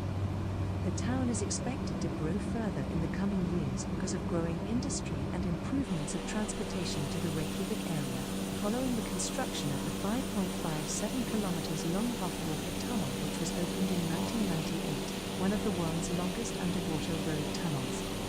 Akranes has a strong soccer tradition. The local team, Íþróttabandalag Akranes, has for many years been among the best of the Icelandic football league system. Ríkharður Jónsson, who was born in the town, is often considered to be one of Iceland's finest footballers. He both played for and managed Jar. Former Sheffield Wednesday and Arsenal midfielder Siggi Jónsson was also born in Akranes and had 3 seasons as a player with Jar. Okay, some interesting information there about Akranes. Akranes, the town in Iceland. Very nice. Interesting to hear about the history. It's interesting to know that in Iceland, there's always a. They seem to know clearly who the first settlers were. Each town has a very nice story behind it. Very nice history. Lovely, lovely. Okay, let's continue here on to our next waypoint. Let's see what push talk radio tells us about that. Let's descend first, shall we? To 2,500 because we can't really see much. This altitude, cut the throttle to prevent overspeeding. We're not cutting it fully, just halfway. Okay, just here.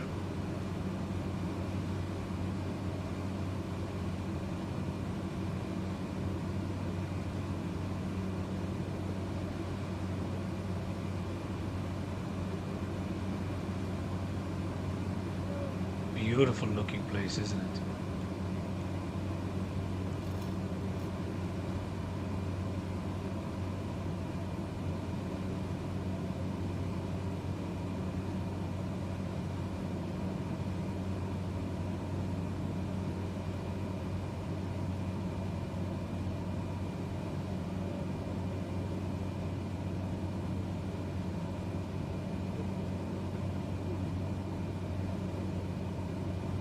The Vafjorður Tunnel is a road tunnel under the Vafjorður Fjord in Iceland and a part of Route 1. It is 5,770 meters long and reaches a depth of 165 meters below sea level. Opened on the 11th of July 1998, it shortens the distance from Reykjavik to the western and northern parts of the island by 45 kilometers. Passing the fjord now takes 7 minutes instead of about an hour. Spolur was the company that constructed and is now the owner and operator of the tunnel, while the Verkis company handled almost all of the design. This project was a milestone in Icelandic construction as it was the first private finance initiative without direct funding by the state treasury. It is also the only tunnel where tolls were charged. Okay, another interesting trivia for us. Now let's take a hard right turn and continue towards Reykjavik, our final destination for the day. Let's see, will we make the... yeah, we'll be fine. So now we are heading towards Reykjavik, our final destination for the day, because I don't think I can go all the way to Baki. That is just too much. I think we'll call it a day at Reykjavik today. Either at Reykjavik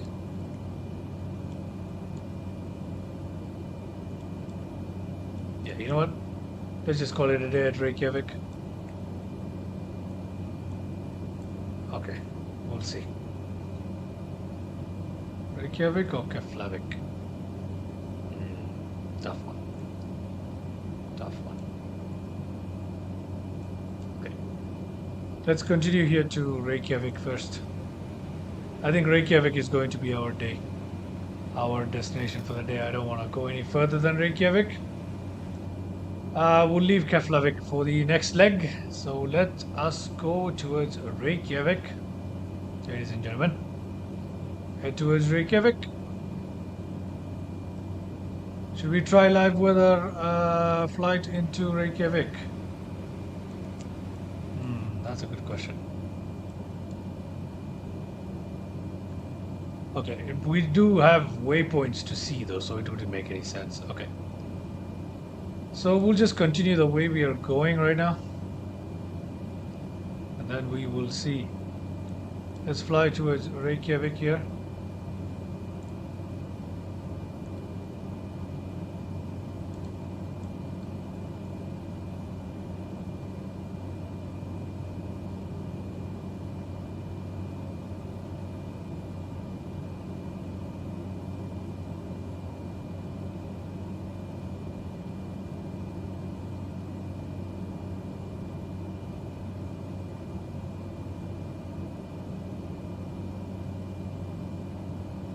Okay.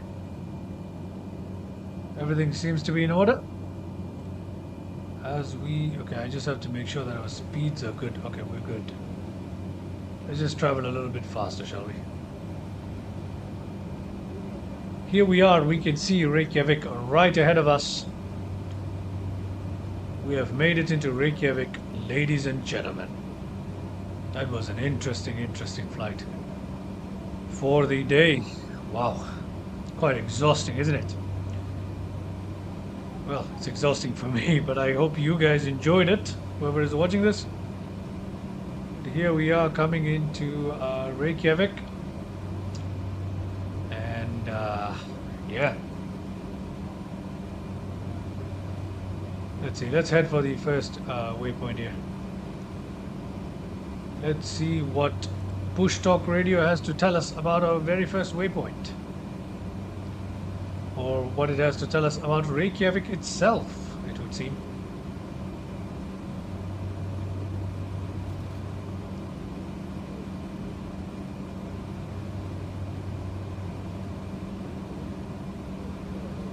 Okay.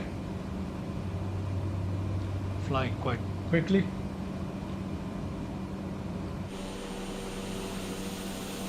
As we come into Reykjavik with a bush diving livery. Not the typical kind of aircraft that lands at Reykjavik, obviously, but you know, a Cessna Citation caravan landing at an international airport is not as out of place as some of the smaller GA aircraft, so I wouldn't worry about it too much. Let's just go ahead. First, let's hear about the waypoints, and then we will take a loop around and come into land at any of these runways here at Reykjavik. Excuse me, sorry, at Reykjavik.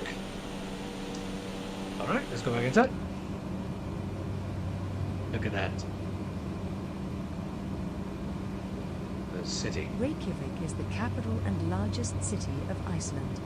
It is located in southwestern Iceland, on the southern shore of Faxaflói Bay. Its latitude is 64 degrees and 8 minutes north, making it the world's northernmost capital of a sovereign state. With a population of around 131,136, it is the center of Iceland's cultural, economic, and governmental activity, and is a popular tourist destination. Reykjavik is believed to be the location of the first permanent settlement in Iceland, which, according to Logmálbók, was established by Ingólfur Arnarson in AD 874. Until the 19th century, there was no urban development in the city location. The city was founded in 1785 as an official trading town and grew steadily over the following decades as it transformed into a regional and later national center of commerce, population, and governmental activities. It is among the cleanest, greenest, and safest cities in the world. Okay, let's take a complete U-turn now.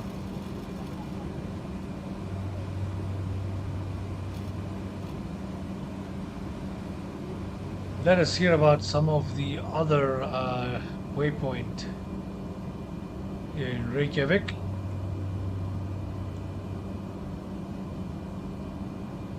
So you know what? Let's just call it a day. How about that? Let us just call it a day here at Reykjavik.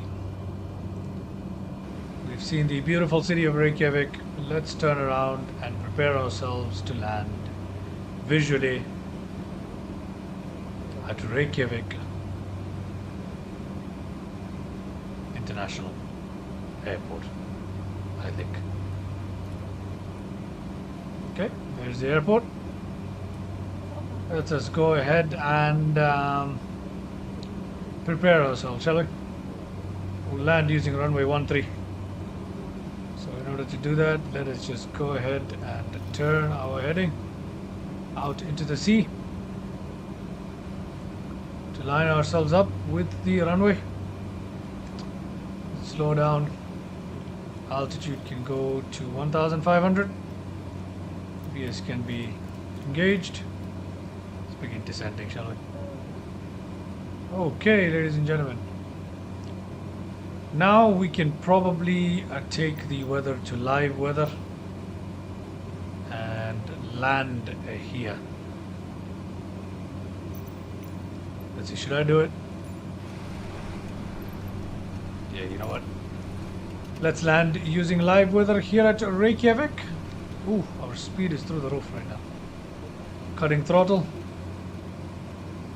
Pressing B to make sure that we are at the current pressure. And I think we can begin turning our aircraft around, yeah? We'll give it a bit more. Heading 180-degree turn.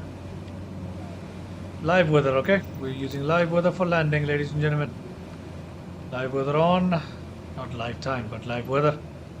We took off at like 6 o'clock and now it is 9:26 a.m. Okay, let's find out how we land here.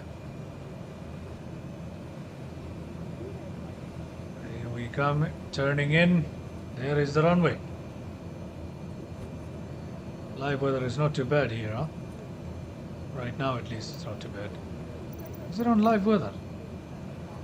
Live weather. Yeah, it is on live weather, man. Oh, wait, hold on a second. Yeah, the live weather is on and the rain clouds are this side. Okay, never mind. Disengage, auto,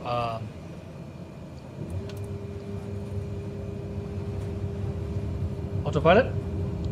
Let's manually land into Reykjavik. Sorry. I think that's how you pronounce it. Oh, let's go in, ladies and gentlemen, after a long day of flying for me. Go in and perform this landing, shall we? There is a nice crosswind, isn't there? A very, very nice crosswind. That is going to make our landing very, very difficult. I do not think a Cessna is meant to land here, but I mean, in these conditions, I mean, sure it can land at this particular airport. Although it would be unusual. Okay, we are crabbing seriously right now, aren't we? Okay, give me just a second while I turn on a tool for us. Okay, we have 4 whites and we are crabbing.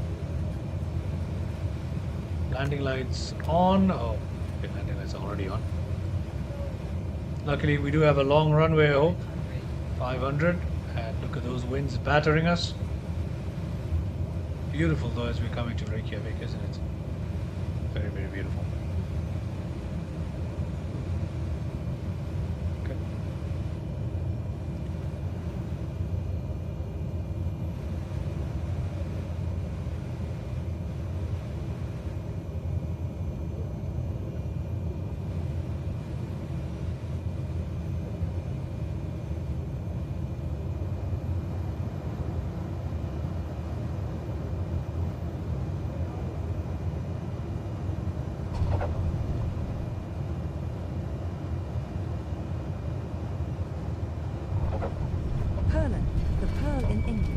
Is a prominent landmark in the Icelandic capital of Reykjavik.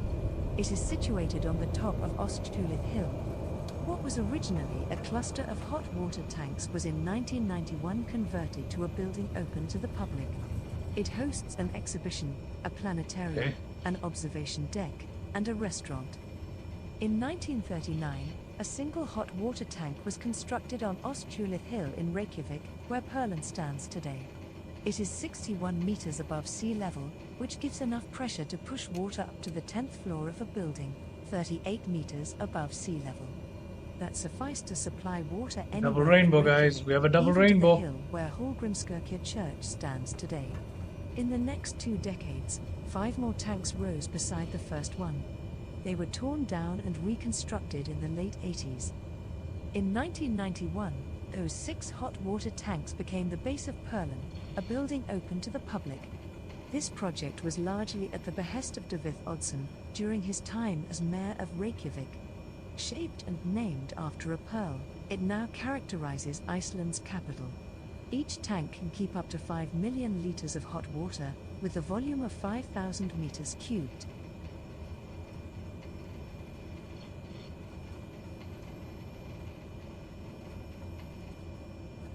Okay, ladies and gentlemen. Oh my goodness, my English. Okay, I am so exhausted right now. Ladies and gentlemen, I think we ended up finding ourselves in a car park, didn't we? Hmm. But anyway, let's just park our aircraft right about here.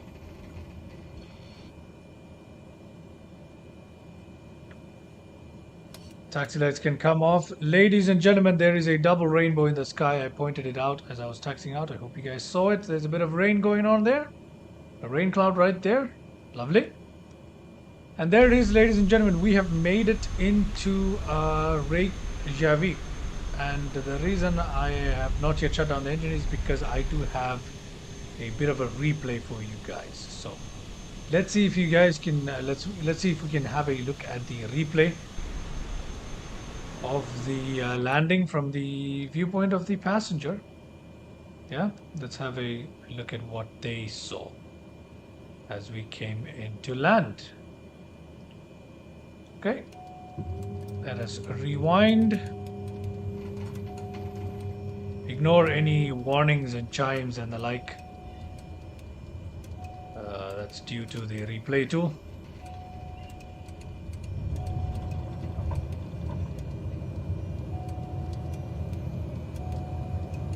Okay, let's have a look at the views as we come into land. Shall we? Here we go. Hopefully you guys can see everything. You can, right? Okay. View from the cabin as we come into land, ladies and gentlemen. Let's see how our landing felt to the passengers. Not too sure. Look at that, Reykjavik looking beautiful. Very, very windy landing here today. And as you can see, our aircraft is crabbing. But let's see how we put it down. We did bounce a little bit as well, I believe. But hey.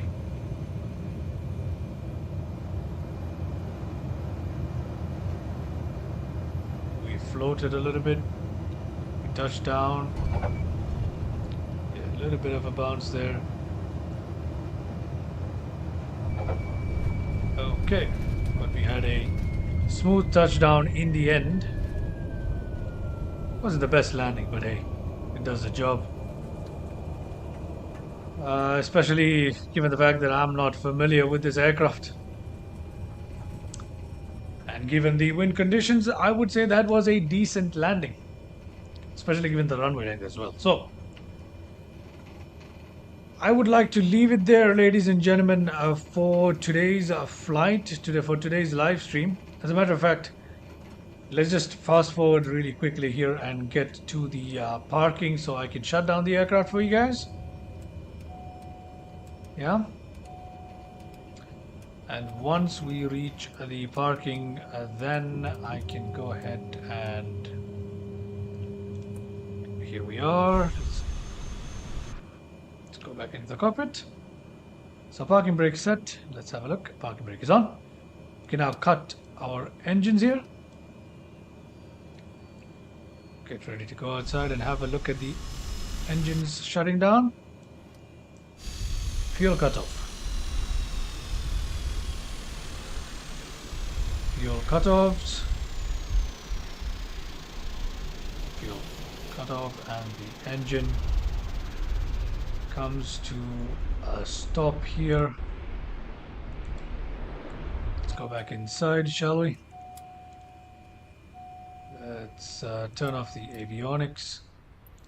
Logbook can disappear, no problem. And we can turn off the fuel tank selectors. We can turn off our nav lights if we like. We can turn off beacon lights, certainly. We can turn off pitot heat. None of this matters anymore. Off, off. Okay, it goes back to normal.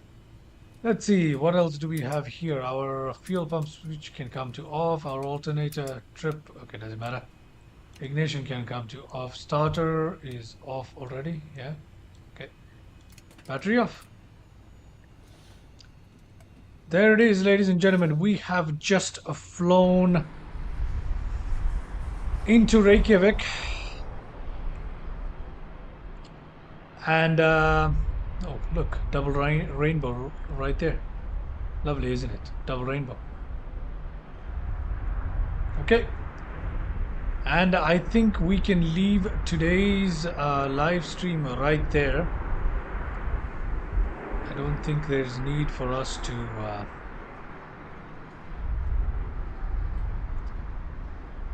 stretch today's live stream any longer than it already is. And I gotta go, guys. I am so exhausted right now, especially given the fact that it is about 2:22 a.m. here. So with that, I hope you guys enjoyed today's live stream. If you did, please leave a like. Please consider subscribing to my channel and check out my other videos as well. And we will definitely be completing this Icelandic coastal tour soon, but we'll not be doing it in the next live stream. We'd like to change it up in the next live stream. We'll do something else. Watch out for my next video as well. It's coming probably tomorrow. I will release a new video, and that video will contain it's still going to be the Cessna, but it's going to be a lovely little trip in New Zealand. It's going to be enjoyable, so watch out for that as well. After that, I think we'll change aircraft. I've been flying with the Cessna enough of the Cessna. We'll switch to some more jet aircraft, as well as the 777. The 777 is going to be featured in the channel as well. All right. With that, I hope you have a good day wherever you are. Good morning, good evening, good afternoon, good night, depending on wherever you are. Thank you very much for watching, and I'll catch you in the next stream or video. Bye bye.